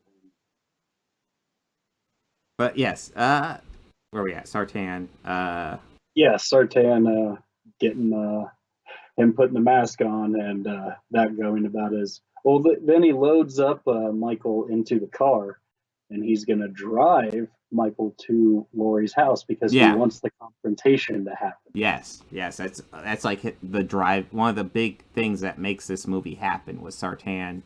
Kind of just giving Michael all the availability in the world. Oh yeah, and we're bringing up like the power of the mask, and that's not something. Maybe that was written with like the other movies in mind, because it feels like an abandoned idea here, but maybe not, because they do explore it a lot more. They do. Maybe not a lot more, but they explore it more in the sequel here. We'll get to. They absolutely. But yeah, the podcasters go. They show the mask to Michael, and he don't get a response. But then, like once he's out, he like beelines to it. But anyways, he like beelines to the mask as soon as he gets the chance. And I'm not gonna lie, that female podcaster deserved to die. Both of them kind of did. He at least tried to like fight back a bit. Like she grabs that crowbar after he drops it, and she hides in the corner of the stall and does nothing with it. I mean, fuck her so hard. Jesus Christ. Well, I mean, you know, one good thing that Rob Zombie's first Halloween gave us was that bathroom belt stall killing scene, because that was fucking beautiful. Yeah. One of the few things I really liked about that movie. But this movie did it just a wee bit better. Just a wee bit better. He fucks both those podcasters up, murders them both, and somehow is able to walk calmly out to their car, get the mask, put it on, and drive away. He also stole the overalls there. You know, he got the whole ensemble in that gas station. Yeah, that's right. He did rip a man's jaw off for those overalls. Yes. Yeah, he did rip a man's jaw. That's right. The podcaster discovered a mechanic with like his whole body. In his underwear. In his underwear and a pool of blood. Yeah, and that is one thing. This movie, even though it's a direct sequel to the 78 Halloween, which was actually very blood light, this one's blood heavy as hell. And so and holy shit. And in this one also, well, the first one, it showed Michael wasn't afraid to kill a dog. Mm-hmm. Michael's also not afraid to kill a kid in this one. That's He right. kills Yeah, that boy. kid. Yeah, That one. shit. And I remember when seeing this in the theater, it was at that moment I was like, all right, Danny, I trust you and your boy. Mm-hmm. I'm in. Let's see where you're going. Well, This is yeah. great. It does a great job of showing no one's safe in this one. Because, Yeah. Yeah. Michael is, as he usually is, just unstoppable. Mm-hmm. He is just a killing machine in this one. But yeah, it's worth noting. Like, I was watching this, and I was like, I need to take a bathroom break. So I paused it, and I thought maybe it was like 30 minutes into it, and I realized it was well over an hour into it, and that this thing was mostly over. And it just it goes at a fairly quick pace, and you don't even realize it watching it. It is a quick burn, definitely. It's not even like a particularly long movie. It's actually, it's a bit longer than the original, but it's a little shy of 2. It's pretty sure, yeah. It's pretty speedy. It's got a great pace. A lot of the characters, like there's lots of throwaway characters, and Kills has this issue too. It introduces lots of throwaway characters, and you just start watching it going, well, they're dead. How much screen time do these guys have left? Yeah, that couple that were first introduced in Kills, I was like, well, it was nice seeing both of you. Yeah. So happy you guys wore your Halloween best for the occasion. Mm-hmm. And then it showed the table of returning characters, and it's like, oh, my heartstrings. Mm-hmm. Oh, who the fuck is that guy? Yeah, if there's a character you don't know, they aren't going to make it. Well, I didn't recognize him because I don't remember ever hearing anything about him, this character, coming back. So are we talking about Kills? Yeah, well, we will get to that because that was surprising. That was holy crap. Yeah. But yeah, I love how this one, Halloween H2O kind of saw the idea of maybe Laurie growing up and having like her normal life as much as possible with kind of the fear of Michael behind her, but also trying to like separate herself from that. And this one, this is like alternate Laurie, where she is like, I'm staying put. I'm gonna keep an eye on this fucker, and if the opportunity ever comes up, I'm killing him. Like, I think it was established in dialogue, or maybe it was a cutscene. Mm-hmm. But or at least I also maybe just got the impression that she was there at like every fucking parole hearing. Yeah. Every time she just was vigilant, like and she made herself a killing machine to be able to fight it because she felt so helpless on that night. Mm-hmm. And I don't know, they don't really go into it a lot in this. They more talk about a family dynamic, about the damage that put on them, or her and her daughter's relationship, and their strain as a family. Like, this one, I think it just kind of doesn't really talk about it, but it just kind of more deals with how humans process these situations. And again, this is something explored far deeper in Halloween Kills. But the family thing is really what they covered the most with, and for the most part, kind of had it resolved by them coming together. Yes, very much so. Because Karen is her daughter, and she's clearly trying to keep her own daughter, Laurie's granddaughter, away from Laurie because she doesn't want that influence on her. Because she sees her mom as just being this loon who's been damaged by this night and can't think straight. Of course, we know she's failing because Laurie and her granddaughter are meeting on the down low when the mom's not around. They're talking. The podcasters give Laurie $3,000 for their little interview, and she just immediately gives it to her granddaughter. And she says, for whatever reason, she's like, I'll put it aside for college. And Laurie's like, fuck college, go see the world. Yeah, fuck college, go see the world. Yeah. A cool grandma. Which is actually decent advice. And solid advice, hell with college. Well, until college becomes like actual free and you can actually just use it to explore what you want to do. Yeah, kind of fuck it. Kind of. Yes, it should be. But Yeah, and the whole setup at the end with Laurie's house, which you assume was set up for her own safety. I kind of love what they do with it. Yeah, it works kind of that way. That's not what it's meant for. And then that house is more booby trapped than the house in Nothing But Trouble. yes, Like that house is a death house. Yeah, and man, it's set up. Yeah, no, this isn't like this isn't set up to be like a Prison for Us. No. It's a trap for fucking the armory.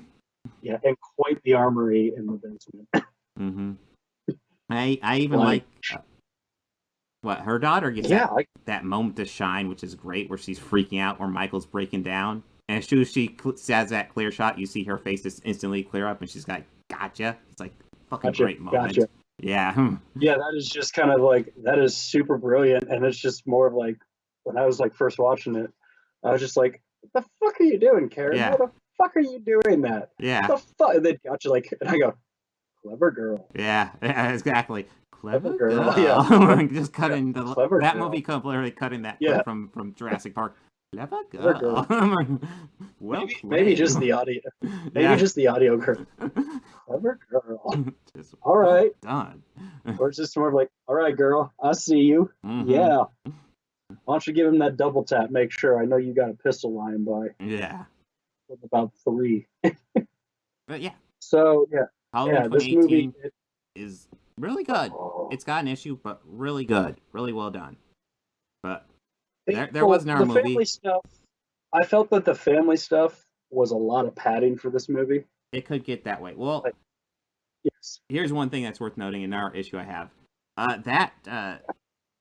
Karen's husband is like a joke in this movie. Like, he has his goofy little dad jokes, and sure, that's like all he is. That's the beginning and end of his fucking character. And well, that's not technically the end of his character, but no, not technically. But like when all your character is dad jokes, you know you're not gonna make it far into the movie. And when he dies, it's like, yeah, of course he fucking died. Well, who would have saw that one coming? Yeah. I'm gonna go see who it is. Literally, see you later, everyone.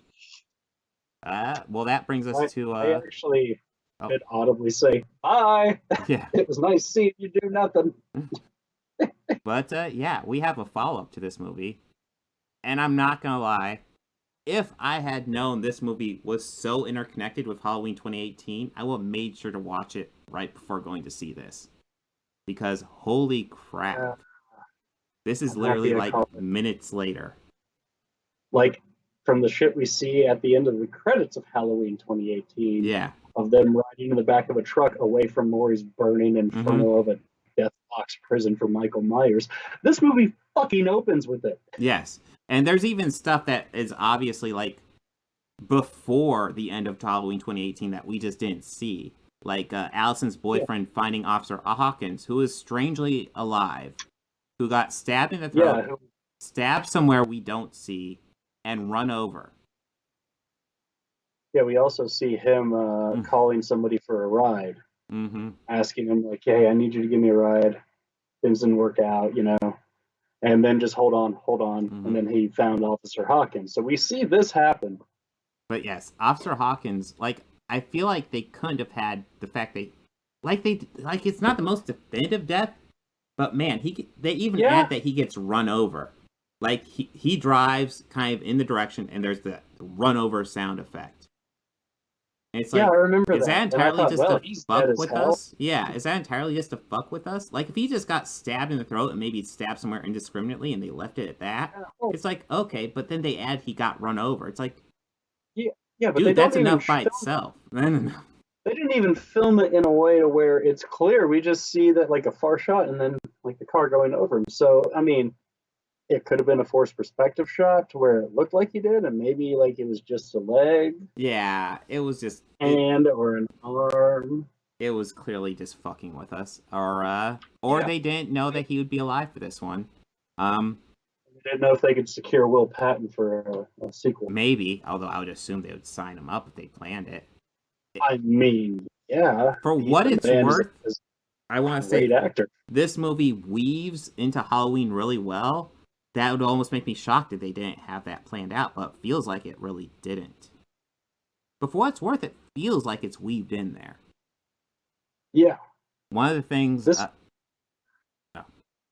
Go ahead. Oh, now I've lost my train of thought. But yeah, it takes place minutes later. Well, it starts off with a flashback from Hawkins. Yes. To the night that they arrested Michael. I completely blanked on it for like a second. I completely. Yeah. God, I'm getting old. I blanked on this movie completely. Oh, I got you. I got you, buddy. Yes, we actually see 1978. And we get to see more of like what happens after he escapes. So this is allegedly as soon as we see him fall out of the window and escape. Which is right after Luna shoots him 6 times. Well, it was something that actually kind of needed to be established. Well, it didn't need to, but it was a question I had with 2018 because it follows the original Halloween, but Michael got away, and there's a throwaway line where they mentioned he got captured in that movie. Well, yeah, and it was always that Hawkins was the arresting officer. Yes, but this movie... it's just more of like, oh, hold the phone. How the fuck did you arrest him? Yes, and this movie explores that. Yeah. And some fucked up shit happens, and... Yeah, I'm not gonna lie. You really kind of feel for Officer Hawkins in this because he was put in some shitty situations.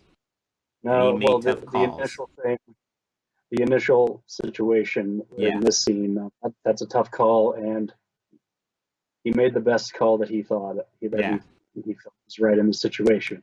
Nobody could have said it was the right or the wrong call because no one else was in that situation. Exactly. And it kind of almost was a no-win scenario. Mm-hmm. Well, he talks about how in that moment he had the opportunity to, I don't know if it won't have killed Michael, but he had the opportunity to shoot him in the head, kill him, end it, in theory.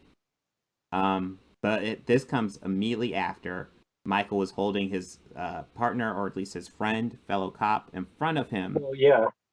And Hawkins tries kind of wildly to take a shot. The officer, the guy who's being held, is saying, "Go ahead, take your shot." He does. He, of course, misses and hits the officer, who dies pretty much right there. Bleeds out. So he has that on his mind. And, like, in his mind, when it's time, when he has the opportunity to take out Michael, he's like, this is somebody's kid. I can't do this.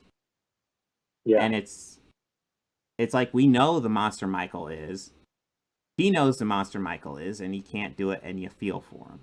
It gives you that. No, and I mean, I've heard a lot of people say that they hate it. They hate this. I've read one review that they hate it because that it felt that they kind of humanized Michael Myers a little. Oh, I don't think it does that at all. I don't think so either. Just because that dude had sympathy for him does not humanize Michael Myers. Because Michael Myers. No, well, they never thought of him like that, which is why they felt that way.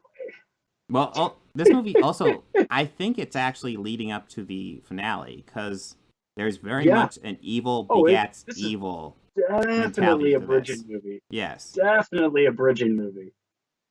Absolutely, but it still told the story great. Well, the movie picking up after this flashback, we go to like the fire trucks rushing to Laurie's house, where you see Laurie, her daughter, and granddaughter all screaming like, "Oh, let it burn! Let it burn!" Yes. You see firefighters arrive, trying to find the source, realize it's a gas fire and it's coming, that they need to start it. One's looking around trying to find another source to extinguish.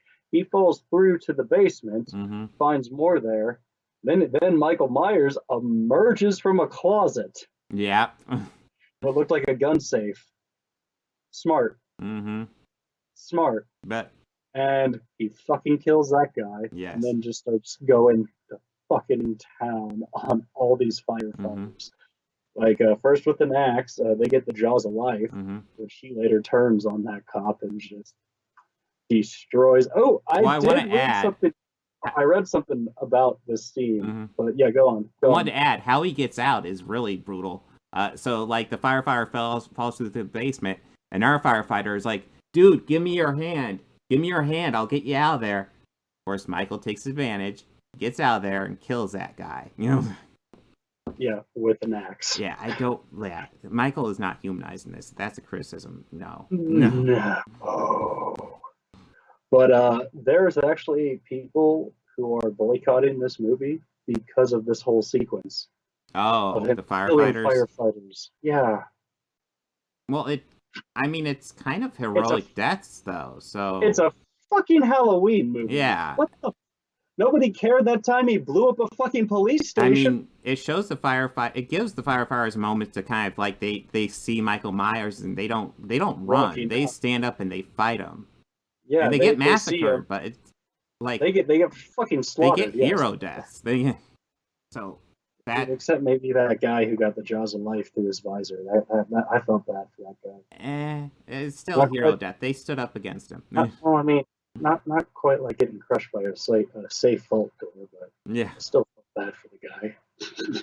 but yeah, he essentially he escapes the burning house and then he just starts cutting through the place again. We're getting introduced to random characters again, and they're just getting murdered again. Killed because we see Michael stalk people who aren't really like the babysitter thing. He's just killing at random. He stops at one house, kills a husband and wife, and actually slowly kills both of them. Lets the wife suffer and bleed out while she has to like sit on the floor, paralyzed, helpless, and watch Michael slowly turn her husband into a knife pincushion. It's also worth knowing that you kind of see it here. He's really starting to explore getting creative with his kills in this movie. We saw it in '78. I saw people criticizing, "Oh, Michael dragged a body over here." Dude, he dragged a body on top of a bed, put his sister's grave over it just to fuck with Laurie in the original. He's always done this shit, and he lit a bunch he really of candles explores it well. here. Yeah, because then we're introduced at a bar scene. Yes. Where we see a couple sit down, a nurse and doctor. The lady is dressed as a sexy doctor, and the man is a nurse. We see them sitting down trying to watch a local talent show that's going on. A group of people sit behind them, and they're rather kind of loud. And they ask them to be quiet, and they go, "Oh yeah, we're sorry." Then we're introduced to a Tommy Doyle, or ask Tommy Doyle to come to the stage. A gentleman from behind them comes up and recounts his experience of 40 years ago and shares his experience and story with everyone at the bar and saying that he's there with fellow survivors. We are then shown to Lindsay, who was being babysat by Annie, who later Jamie, and then later Jamie, or Laurie Strode, who protected both of them from Michael Myers. There was the nurse who got attacked in the beginning of Halloween when Michael escaped Smith Grove. And there's also little Lonnie, who was Tommy's bully when they were younger, but they were able to become friends because we're also shown earlier a encounter of later that night where Lonnie's walking home and he runs into Michael, or he trips after getting bullied by some kids. And he trips and he sees Michael and he starts screaming and crying, and is later saved by a cop. He's like, "Where is he? He was just here, this man," and he just ran away. So Lonnie survived an encounter, and it probably scared the shit out of the poor kid. But they all met every year just to commemorate, that they survived. And it's kind of like they're all kind of dealing with their trauma and their grief. And this is a subject that the film really leans heavy in. And it's like everybody in Haddonfield's individual grief and Haddonfield's grief as a community as well. Yes. These are elements that I really enjoyed and I thought was really great in this movie. And it's something that is really not explored that well in horror. Yeah. I really like it. Yeah. Well, that's the thing. So they find out, they think, well, actually, before we get all into the themes, because the themes are actually really interesting to explore here. I do want to talk about something more superficial that we kind of skipped over. In the flashback scenes, we get a cameo from Dr. Loomis. I meant to look up to see. Well done. Yeah. Is that archive footage? Wait. Is that like a standing computer generated with somebody doing the voice? I don't know. It could be like an augmented. Yeah. Like an augmented voice. Like, I mean, I'm sure that they have enough audio samples of him that they could put it into some sort of a program or run some sort of effect to where if like we type a paragraph in and we could have this character saying this, kind of like those deep fakes and everything. Well, but I couldn't tell it, but it looked very well. I mean, Yeah. I could tell immediately it was an effect because Donald Pleasence hasn't aged a day since 1978, Yeah. and living. Yeah. They had a voice actor for Loomis in Halloween 2018, just doing an impression. You could tell it didn't quite sound right, but I was like, maybe he got his voice a little bit better, and they had a stand-in for that. One thing they did do for the 78 stuff was that they aged the footage a bit, which was obviously a smart move. It makes stuff like that easier. I mean, and it also it kind of yep, also makes cutting between the two clear where you're at in time. I'd say that, yeah. And, you know, this usually in these movies too, though, there's like a little bit of comedic relief in here because, you know, you've got to have a little bit of comedic relief in these. Our comedic relief in this film was brought to us by two characters by the name of Big John and Little John, who now currently live in the fully remodeled and brand spanking new Myers house. Yes, and it's funny you brought that up because I felt like these characters were actually kind of important because they're in the Myers house, and we'll get to that later. But we don't meet them. But the same, but we don't. Yeah, we don't meet them until like well into halfway through. It felt like. Well, yeah. Now, another thing that I felt was interesting, and this is just with the plot, how we find out how more all the people that we have encountered in these two films so far are how more deeply connected they actually are. Mm-hmm. Now, we later find out that Allison, Laurie's granddaughter, I actually had to look it up. Allison, I believe. Allison, her boyfriend, his dad is Lonnie. So his dad, when we later see with the trauma group at the bar, he gets a phone call from his son saying, "Hey, something happened. I'm here. You need to come get me." And this is kind of where the movie starts to go. I don't. When I say downhill, I don't necessarily mean it's going bad. It's like we were at the roller coaster and we've already hit the top of the hill, and it's just the wild ride is next. Yes. This movie steps on the gas and really doesn't let off. Well, yeah, it's like as far as raw story, there's a lot borrowed from Halloween 2, but it does it cleverly, so it's not like obvious. It's different enough. Like the fact that it takes place a couple minutes later in the same night. Halloween 2. The fact that Laurie's in the hospital for most of it. Halloween 2. Halloween 2. But there's also elements that they borrowed from other films in the whole franchise as a complete series. They rallied a bunch of people together to help fight the evil in Haddonfield. Yes. Halloween 4. It's not something I barely remember that in Halloween 4 until you brought it up, but and Halloween they 5, do a good job with that. Yeah, because Halloween 5 is where they. No, Halloween 4 definitely had the mob. It's 4 is definitely where they have the mob with the rednecks. Yes. It's the beginning of 5 where they show him firing him down like an old coal mine or an old mine, I think it was. Yeah. Yeah. And then at the beginning of 5, they show, we also threw dynamite down there too. But yeah, we have this mob. It's really started when you talked about the nurse and the doctor. I love that the Halloween costumes are actually flipped. The wife is dressed up as the nurse. The husband's dressed up as the doctor. When in reality, she's the doctor, he's the nurse. And he's the nurse. Yeah, which is just fun. But they see somebody in their car. And, she freaks out, goes back to him. He goes in and grabs Tommy. Yeah. Just before they leave, Tommy's talking to the bar owner. And, what is it they call, like, that old baseball bat that's behind there? How the bartender says, yeah, there's a name on it. I don't remember, though. He's just going to he's just going to give him a piece of this.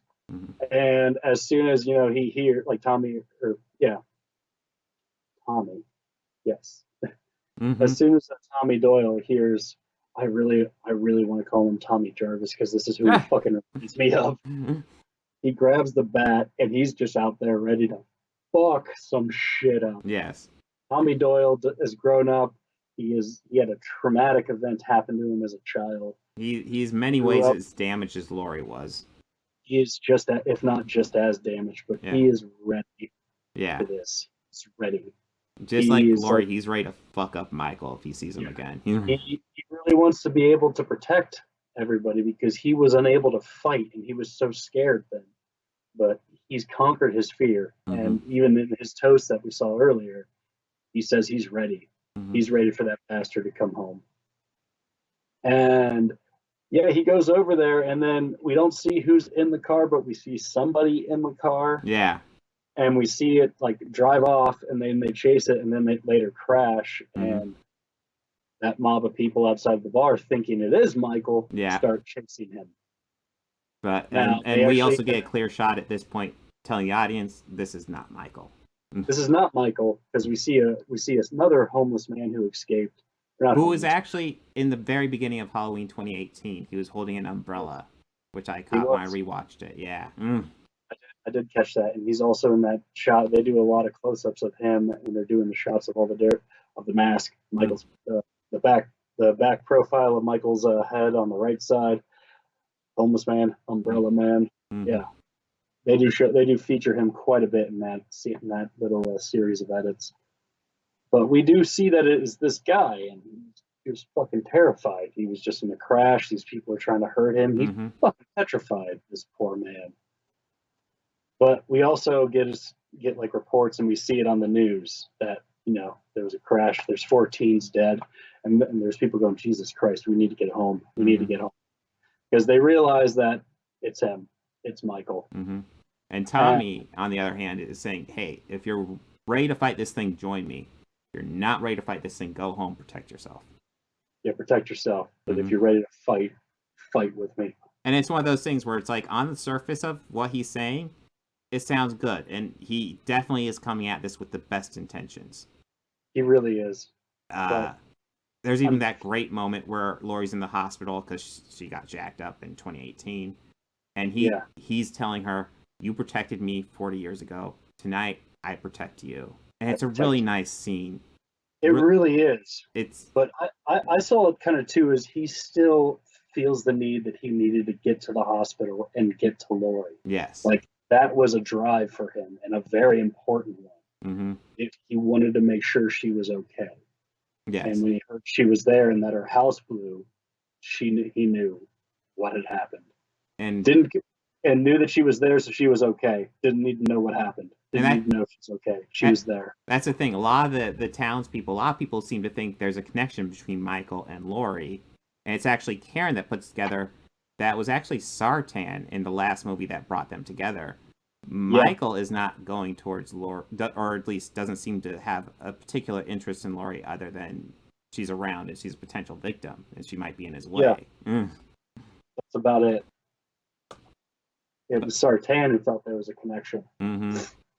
But yeah, we see this mob going after this innocent guy who's from this institution, so he's not best able to articulate himself. Laurie obviously gets a shot of him and is yelling at the crowd. He's not Michael. That's not Michael. And of course, they can't hear her because they're a crowd. They're chanting. They're all riled up. They're ready to get Michael, and it's not Michael. No. We also get a great scare sequence, because earlier we see all of the survivors out patrolling, looking for Michael, trying to find him. Mm-hmm. They see a group of kids swinging on a swing set. Lindsay decides to get out of the car.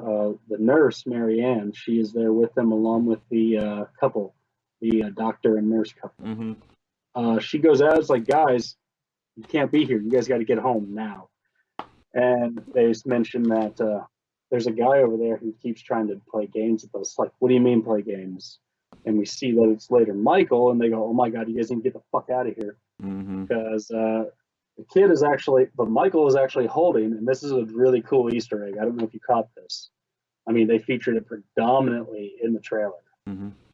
He's holding a bloody skull mask.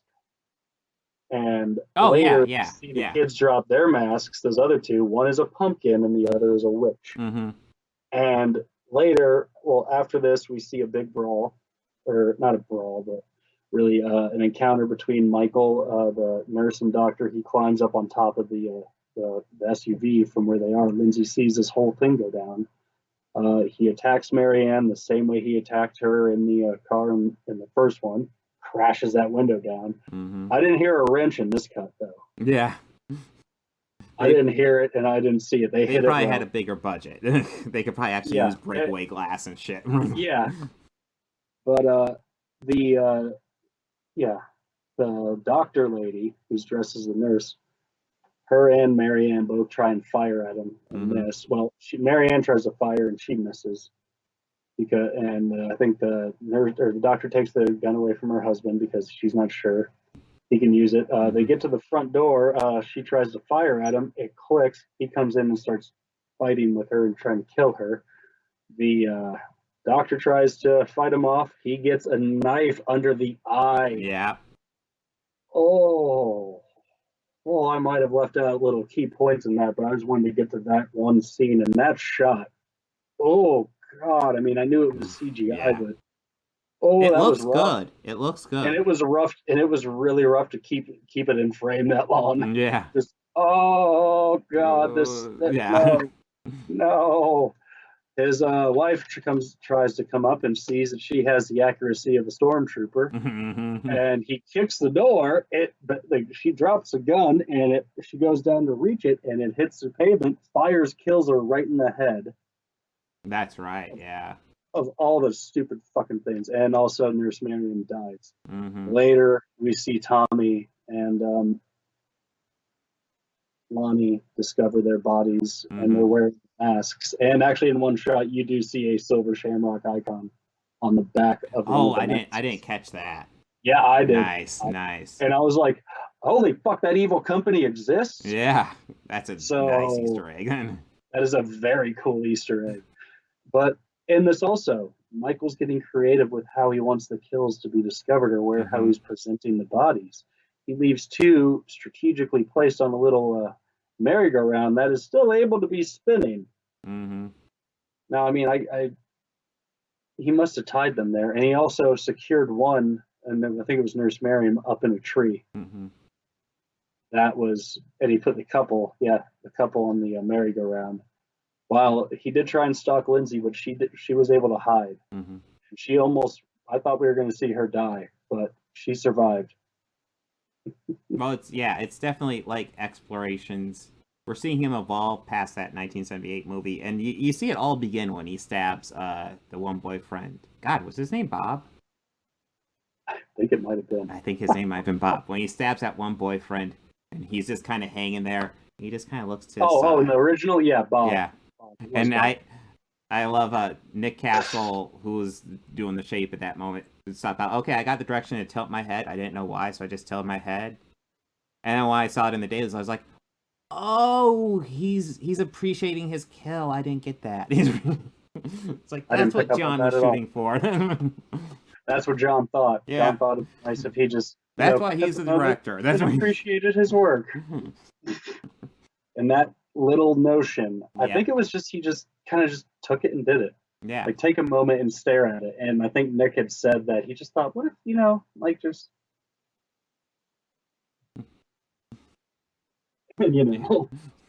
But yeah, it's Michael's a fucked up. Like, I still can't believe somebody might think this is humanizing Michael just because Hawkins felt pity on him for one moment that he regrets. Well, it's just more like that thought stayed with him the entire time. So I get it that you got an impression, but you really only paid attention like the first 5 minutes of it. Yeah. Hung up on a plot thread or the beginning point of a plot thread. But okay. It is something I think will come into play later when we get to Halloween I think that's definitely going to come into play in the next movie. Yeah. Absolutely will. Because my God, getting back to the mob. We're forgetting something. Yes. Right as soon as they arrive, I think that you see a security guard sitting down at a desk, and he's a very older gentleman. So he's probably a retired cop. Yes. You hear Karen say, "That's my mom, Laurie Strode." You see him drop what he's doing and look over immediately. He knows what's up. He knows what happened. He's here. He's like, "I'm here. What do you need? What do you need?" He's ready to fucking kill. And for as little as he was in this movie, he was really the biggest delight to see back. No, absolutely. I was actually shocked because, I saw Charles Cypher as Lee Brackett in the credits. Now I was thinking, what are they gonna like? This was after we saw Loomis. I was like, what are they gonna like reintegrate him in that way? Are we gonna get credit for Donald Pleasance like that too? Yeah, just do like kind of just using his image. No, I don't know why I thought the actor was dead. I hate saying that. But no, he's back. So too. I think he's back for the first entry in this series since Halloween 2, right? Yeah, he was in 2. Yeah, and I think he and Pleasance fucking killed it in that movie because most of the two of them had to carry that whole movie, except for the moment when that Jeff Daniels lookalike cop killed Ben Tramer. Yeah, who is actually mentioned and apparently is alive and well in this timeline. No, he should be alive, and I want my goddamn spin-off trilogy. And you know what? From what I made it sound is because she said, like, you know, like when they were talking about, when she was talking to the other Hawkins, you know, she said, like, you know, he said, I always loved you, Lori, but, you know, things never worked out. He said, it's like, do you ever figure out what it could have been that they didn't work out? And Lori said, you weren't Ben Tramer. Yeah. So it's just more of like, ooh, wait, is that Karen's dad? Is that Karen's father? Ooh, I don't know. Because I don't think. Yeah, they haven't established who Lori hooked up with, who the dad was. Who knows? I mean, maybe. I would kind of love it if it was. That'd be a hell of a thing to throw in there. Who knows? I guess it doesn't matter at the end, but I do notice they haven't really established where Ben Tramer is in this series. And now we've even got Tommy Doyle established. Well, yeah. We did. We did have Tommy Doyle established. I think now is the point where we're going to have to give a warning that we are getting into some spoilers right now. Heavy spoilers. But, like, we got to talk about the themes of this movie, and you can't do that without going into spoilers. No, yes. So, all right. One of the main, running themes throughout this, as I had mentioned earlier, was just about trauma and how we as people and a community cope and deal with our own personal trauma and just, tragic events. From what it seems like, Halloween is very much a subdued thing that they really don't talk about it that much. I mean, there's still kids trick-or-treating and everything, and we saw that in both of the films, but it's obviously something that's kept in the back of everybody's mind. Like, they know it. It's kind of almost like Haddonfield's dirty secret.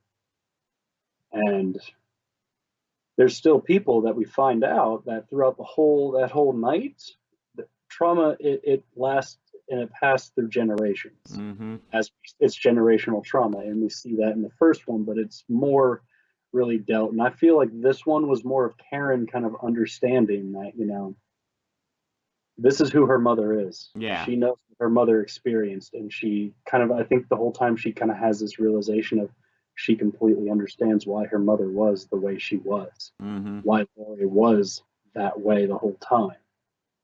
And slowly kind of getting into her own and realizing that, she needs to be more like her mother right now. And she does find herself very well into that role at the end of the film.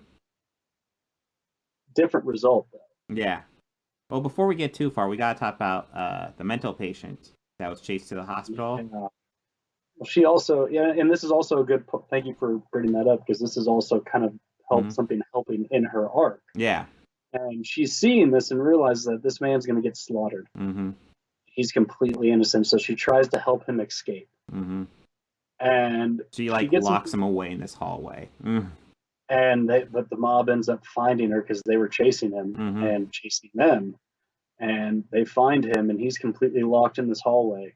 And there's banging on doors on both ends. He gets so scared that he busts out a window in the hallway and just jumps out. In probably the most graphic death. Yeah, no, I wasn't even expecting him to show that death, because it's one of those deaths where it's like, yeah, it's tragic, but I guess we know what's going to happen. We maybe a bit unnecessary to show that, but it still gets. They showed across. it. Yeah, it's like they showed it, and it did kind of get the point, and it did get the point across. And yeah, it plays very much into some of the themes of the movie.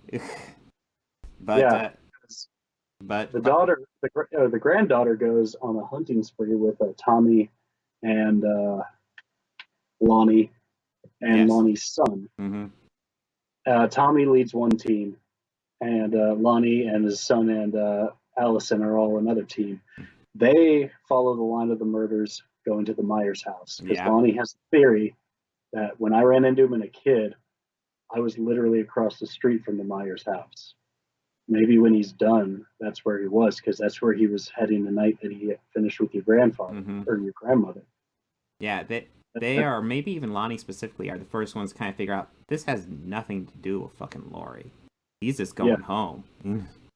He's just going home. And so they're there. They pull outside, and he tells his son, well, we didn't talk about we didn't talk about Big John and Little John. We need to get into that before I get into this. There's not huge amount to say. There's not a lot, but I just need to mention it because this is I just thought of another Easter egg that was in that. And I don't know if you picked up on this Easter egg at all, but we see Big John and Little John, who own the Myers house. Some kids try and pull a prank on them, saying that, hey, we bit into some of your candy. We got candy from this house, and there's a razor in it. My friend is sick. Help. And, they see the vomit and the razor. One kid, they're both out there trying to help the kids. They're like, oh, God, oh, God. They hear their door close, and then their third friend turns around with all of their candy dumped into their bag. And then the Big John and Little John decide to scare him and inform them that, this is the Myers house. You know what happens to anyone who comes into the Myers house without an invitation?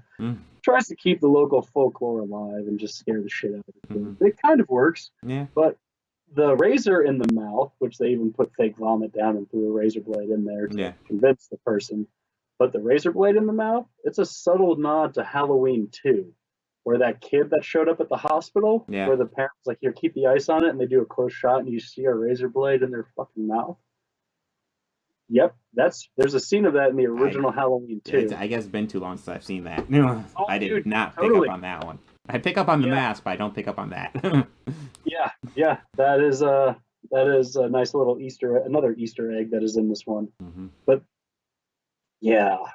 But anyways, back to Lonnie discovering this. Lonnie going back real quick to Big John, Little John, very nice little gay couple. But as soon as they were introduced, it's like, they're dead.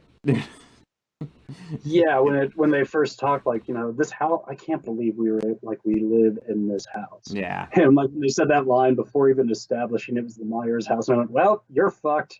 No, I mean, I'm not gonna lie, the second we see Big John singing, fun fact, Big John is Little One, Little John's the big one. But we see Big John singing and he's first introduced, and I'm not gonna lie, as soon as I saw it cut to him, I'm like, oh, he's dead. We're just cutting to a random character. He's dead. When it showed the house and it was playing the music, I was like, oh, this is one of the first sequels that's actually stayed true to how the original house looked. Good show. Yeah. Good show, my man. Yeah. That's true. Also, that house changes so much. But also my reaction to it was first kind of like, that green was a choice. Oh, not the choice I would have made, but that green was a choice. That was a choice. I mean, as I say that, wearing a tri-colored beanie. But anyways, jumping ahead to the ending. Yes. They chase him down to that house. Allison's boyfriend, was he actually part of the mob, or did he just get caught up there? I don't remember. No, he was with his dad after his That's dad right, yeah. So he gets because his dad left. Yeah, his dad left the bar to go get his son. Oh yeah. I guess before we get heavy into spoilers, my final word is it's pretty good. If you like Halloween 2018, check it out. Yeah, I like it. Yeah, I'll get more detailed later. But if you're on the fence of watching it, if you like Halloween 2018, go ahead and watch this. If you're a fan of the series, watch it. Yeah, you'll be very satisfied. And if you just like horror, you'll be satisfied. But anyways, Allison. Spoiler territory. Allison, I believe, is the one that survives the visit to the house. Yes, she does. And then, largely, she's kind of like the final girl, except it's not a man, it's her mom that pops in to save her. And, she beats the crap out of Michael for a moment and tears off his mask and leads him to the mob. Who surrounds him. And you're thinking, oh, shit. which is almost mirroring that opening scene with all the firefighters. Like, he's completely surrounded now. And some people get some really good licks on Michael, and he's trying to fight back, but it's not really working. Yeah, they do. One dude does do something that was incredibly stupid, but I understand the motivation. He tries to walk up and shoot him point blank. Michael slashes his hand. Yeah, no, Michael gets some licks in, but he gets jacked up. Yeah, but I mean, that guy with the sliced hand, he does end up popping a few caps into Michael. I think he got 4, maybe 3 shots off into him. I couldn't count how many licks Michael got. He got fucked up in that he scene, got fucked up, and Tommy Doyle came in there swinging like a champ. Yeah, with that baseball bat, he got his licks for sure. Well, yeah, he did, and Karen even got her final lick with a knife right in the spine. But as we are, and I think kind of as the mob's going at him, Karen leaves eventually, and she goes to hang out at Meyer's house. But during this... She looks up and she sees kind of a reflection of Michael's childhood, kid Michael, staring out that window of his sister's bedroom. So she kind of feels gravitated to go there. This is after Michael's still just lying there. For some reason, they fucking leave him lying in the street, thinking he's fucking dead. I think Brackett does say his legendary line before the mob starts. He's like, "Hey, Michael, everyone's entitled to one good scare." But during this, it's Laurie, I believe it's Laurie and Hawkins, and Laurie's talking about how evil begets evil, that Michael is just growing stronger with all this evil that's going on, which is vitally important to what's going to happen. So after he gets jacked up, they fuck him up. Michael stands up, and he starts fucking them up. We see Brackett die. So much stronger than he was before. Well, we don't see Brackett die. We see him get attacked. We see him get slashed. He gets way less. See his throat get slit. He honestly gets less fucked up than Hawkins did in the last one. So who knows? So, I mean, it's hopeful. Yeah. I mean, I hope so. If he's willing to come back, sure. Shit. Yeah. We also see Tommy Doyle. Yeah. Get fucked up too. We see a couple of other random townspeople get fucking murdered. But and this whole time while Laurie and Hawkins are having a conversation, they keep doing clips where we're still hearing their dialogue, but we're watching these town people and their demise. Yeah, well, and eventually we're looking as Laurie will go and walk and start staring out her hotel, or not her hotel, but her hospital window. We see Karen doing the same. And then an image of then Michael appears behind her. She realizes it, but doesn't have time to react, and kills her right there. And then ends with Michael staring out the window, and we kind of have a dissolve of Michael and Laurie staring out a window into the darkness. And that's Halloween Kills. Yeah. I think from raw story standpoint, this is better than 2018. I think for me, it hits too much the same feel that I don't quite enjoy it as much. But I also feel like if they were more isolated, this is the superior movie between the two. Oh, well, but just because with previous memory. But yeah, this is good. I feel that I was surprised by this. I feel like the choice to have it continue moments after is a really smart one, and it kind of keeps that momentum going. So that, in theory, if the filmmakers are thinking that if you watch 2018 and then you watch this one immediately after, I think that all of these films, even the third one, is supposed to all take place one immediately after the other. Yeah, well, this movie feels like it merges with 2018 very well, even though I still have serious questions about Hawkins and that shit. It construction-wise, this one, it's kind of amazing how well they made it go after the previous one. It's really well done. Well, you got to wonder how much of that photography was done while they were filmed when they wrapped the first one. That's the thing. Yeah, I almost have to wonder that too. Are they doing these all back to back? Is 3 already filmed? I don't know. I mean, I think that I don't know. I remember that they were going to start production, but COVID started. Yeah. So they had to delay it. But I mean, I follow Jamie Lee on Twitter and Instagram, and she's quite good at keeping up to tab, especially for fans. Mm-hmm. Like, and especially now since it's Halloween, Mm-hmm. like she's already shared a picture of like the script, of just the cover of the script. Mm. It Oh, just says Jamie Lee Curtis copy. yeah. So I there's the script. I love the themes of this movie. Just kind of like with the idea Yeah. of, hey, you know that thing Michael does is bad. You can't beat him by doing his thing. Like essentially by playing his game. Because that's what the town tries to do, and they don't do well at all. No. Yeah, mob mentality. That was just such a great point to hit on. Mm-hmm. Because I mean, if you think about it, a small town and something like this were to happen, it's more than likely mob mentality would just take over. Yeah, exactly. And, yeah.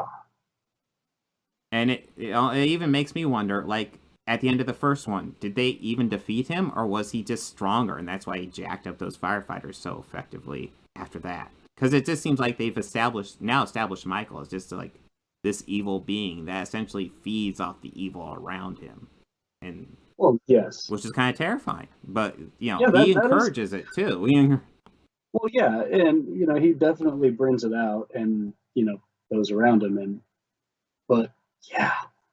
I don't know, this Halloween entry definitely touched on a lot of interesting themes and stuff that has really not been covered or even like talked about in these films. Yeah, I particularly like how we saw how interconnected the whole community was throughout all of it, and that was like something that was nice, and it was tying everything back to the original. And again, like a lot of it was plot bridging, but that stuff I kind of just made it more feel like it was self-contained within that same span of time. But yeah, they did a great job on this movie all in all. Like I would definitely say an A. Yeah, it's definitely worth checking out. The more I think about it, the more I appreciate it. It was well thought out. There's great ideas in this movie. I want to see how it ends now, because I guess they could shit the bed with the ending, because trilogies are like that. But it really feels like they might have had issues when they were putting together the first one, but it really feels like here they have a clear idea where they're going now. Oh yeah, they definitely do. And yeah, I want to see how it ends now. I don't know if that comes out next year or the year after. I know this all got postponed. I want to say next year. Maybe. But I think the original plan was to do one a year, and then it got postponed, and then COVID happened, so it got postponed more. Yeah, so I'm not exactly sure on what the game plan for it is now. Yeah, but we will see. But I'm excited to see what they do with this. I definitely want it to end with the next one. Please no more after that. We don't need Halloween Resurrection 2.0. We don't. Oh God, can you picture it? It'd be Machine Gun Kelly. I'm happy Jason Blum bought this franchise. Yeah, I am too, and I'm very happy that the next one won't have Machine Gun Kelly in it. Aww. Oh. What happened to Busta Rhymes' character, though? We need to see what happens now. No, I don't think we need to. I don't think that's really relevant at all. Or gosh, that old man who nursed him back to health at the end of 4, going into 5. That's right, jeez. We're gonna do some deep cuts for the next one. We're gonna do some. We are really reaching for this next one. Yeah, we're gonna bring back Paul Rudd as Tommy Doyle. Wait, didn't you have Tommy Doyle in the right other one? Yeah, twin brother. They look nothing alike. Shut up. Or I mean, if they're gonna bring any other character back, I really hope that they bring back Ben. What was that? It got quiet. I really hope that they bring back Ben Tramer if they're going to bring back any other character. I do kind of want to know what's up with Ben Tramer. Ben Tramer in a fiery death in this franchise. So where is he? Yeah, Ben is definitely the only one that I feel needs to be brought back. Yeah, definitely, without a doubt. The way he went out in Halloween 2 was very sad. So now that's it was some weak ass sauce. Yeah, some Jeff Daniels looking fucking cop. Yeah, no. And he was really only there just to tell Sheriff Brackett that his daughter died. Yeah. But yes. Do you have any final thoughts before we move on? No. Yeah, No, I think we covered it nicely. Good movie. Beautiful, yeah. I like this new franchise. I'm on board. But next I'm week. sad that the little kid from the first one wasn't in this one. Yeah. I wanted to hear him cracking wise at the hospital. But telling people that they need to shut the fuck up. Oh yeah, yeah. They reference him, but they don't. Yeah. That couple says that foul mouth little kid lives there. Yeah. And I did laugh. I was like, yeah. First time I watched it, my first thought was the mouth on that one. Shit. Next week I'm looking at Dune, which will be on HBO Max. I don't know what to expect with that one. I haven't watched. I've never seen the original. Well, I was thinking we should probably watch the original, which I'm going to apologize for. That's on HBO Max as well. Okay. I haven't seen it since college, and all I remember was being bored to tears. Yeah, that's kind of the whole thing I've gotten on it. And whenever I tell my other heavy science fiction friends that, they always look at me like I'm crazy that I've never seen Dune before. And it's like, why? I just had a fucking saw it. But yeah, I was thinking we should probably talk about that. I'm not looking forward to rewatching it. Maybe it's better than I remember. God, I hope. I don't know, but I'm going to be probably, on the horn with you going, what the fuck is going on? Yeah. The new one is hopefully good. I love everything I've seen from Denis Villeneuve. I love all his previous movies. Okay. So he's doing the new Dune, so hopefully it's good. I'm actually listening to the audiobook of Dune, which I actually see why there might be issues with Dune. Because there is so much set up in that book. It's good, but Jesus Christ, it's a 20-hour audiobook and 8 is set up. Huh. So it's a bit intense.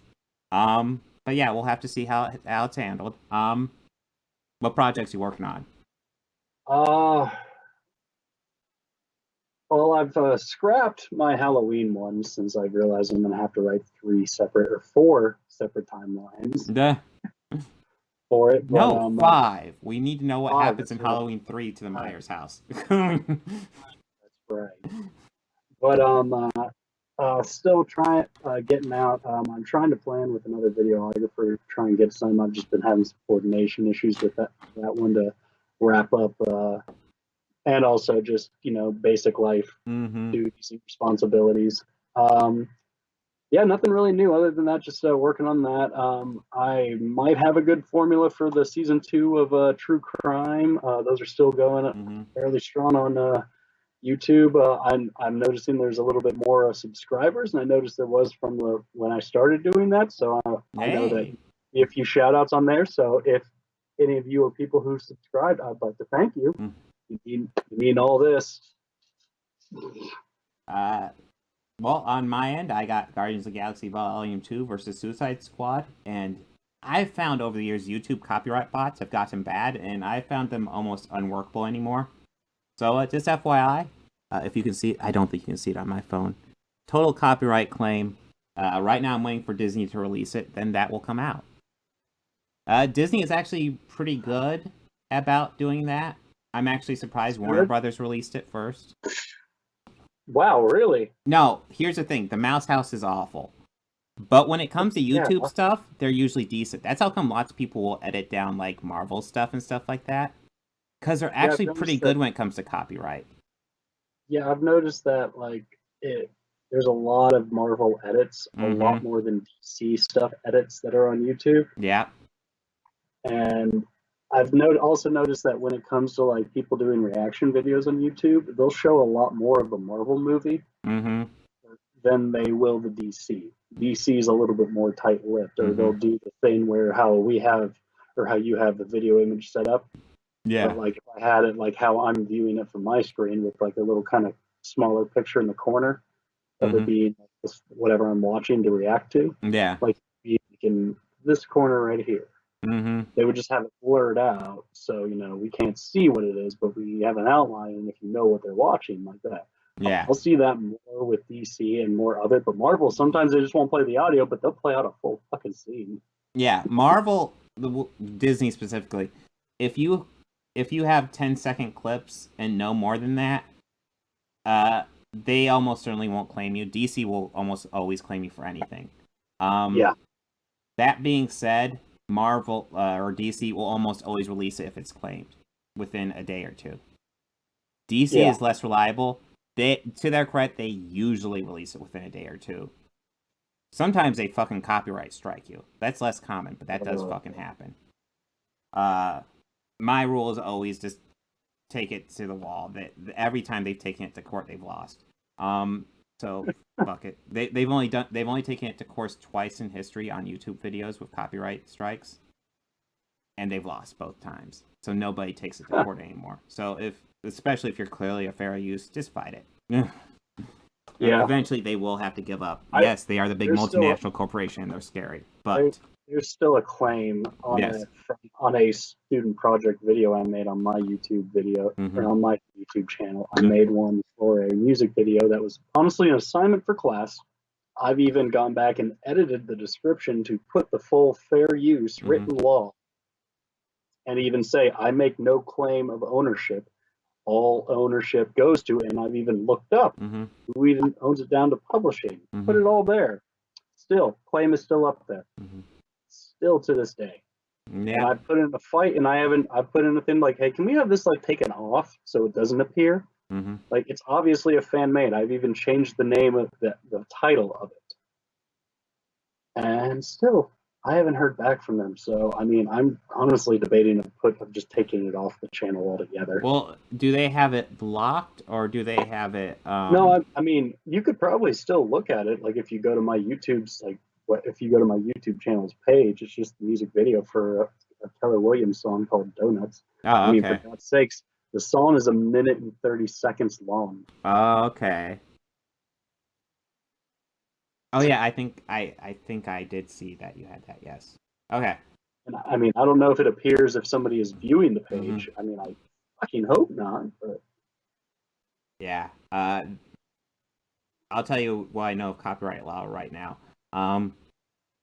If it's just like a video with the song playing, they can claim that because they have the rights to make that music video. Unfortunately, if it's some sort of commentary or a parody, you fight it. I'm shoveling donuts in my mouth the entire video and close-up shots of donuts. It might fall under parody. It's a fan-made music video. Yeah. I mean, maybe I need to add a parody hashtag to it. Yeah. No, if you have a claim for parody, fight it. Absolutely. Okay. That'd be my advice. Of course, my advice is almost always fight it, because they will eventually give up. That's the thing. They're the big multinational corporation. They have billions of dollars behind them, yet they will almost certainly give up, because every court case they've gone to, they've lost. Yeah. But yeah. Well, God, this was fun talking to you about Halloween. Yes, it was. I think we have a new record. Possibly. Shit, I didn't even look at time. Although I'm going to have to edit a little bit out here, because there's a little bits here and there. But yeah. Well, I mean, according to the Skype call, we are over 3 hours. Ooh, I'm at 2:45 for recording. I did get a little bit early though. But yeah. Okay. I don't know if I mentioned this at the beginning, but I'm having a hell of a time rendering the full episode of the last one. I don't know if this will work for this one, if it's an anomaly with the last episode or not. Audio podcast of the James Bond special is totally up. So audio of this will certainly come out. And right now I'm able to get segments off the last episode, so I'll probably slowly release those off the channel. I don't know if a whole episode of this will get released on the channel or just segments again. You'll be able to look at results and find out, but the last episode's kind of in limbo right now as far as YouTube. We broke Bond and YouTube. Yes, they can't handle it. They can't. But yeah, they can't handle us, talking about how much View to the Kill is just a piece of shit. Yeah, no, the YouTube algorithm loves a View to a Kill.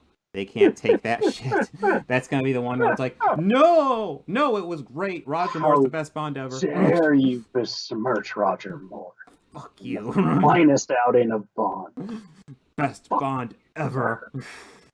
Fuck you, sir. His stunt double was the best Bond ever. No.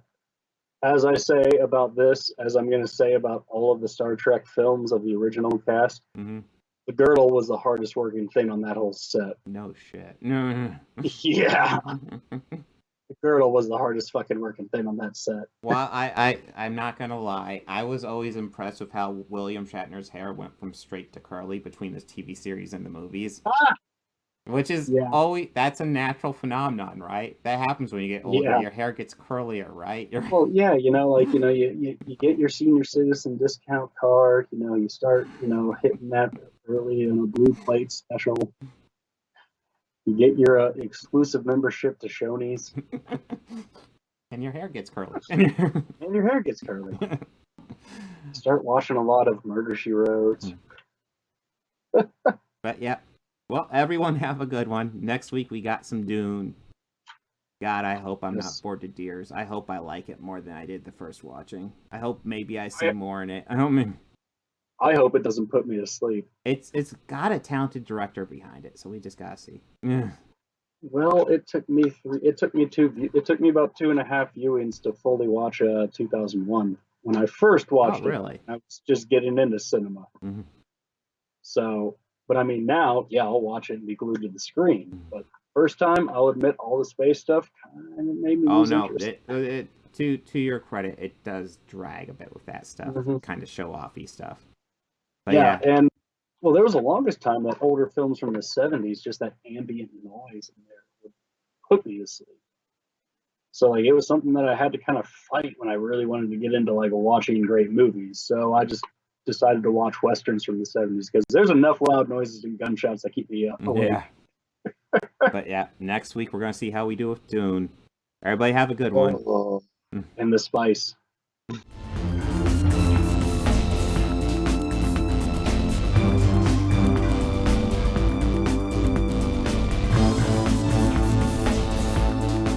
I want to go ahead and add some audio credits at the end here. The theme music you're hearing at the beginning and end of this podcast was written and performed by George Johnson, a very good friend of mine. And my current Patreons are Fel Martins, David Lara, and Lindsay Pankhurst. If you'd like to become a patron, go ahead and follow the link down below. Anything you can provide would be incredibly helpful to this channel. We're barely limping by right now. I'd love to make this my full-time job. I'm miles away from that right now. So any help you could provide, just $1 a month would be amazing. You know you want to. All your friends are doing it.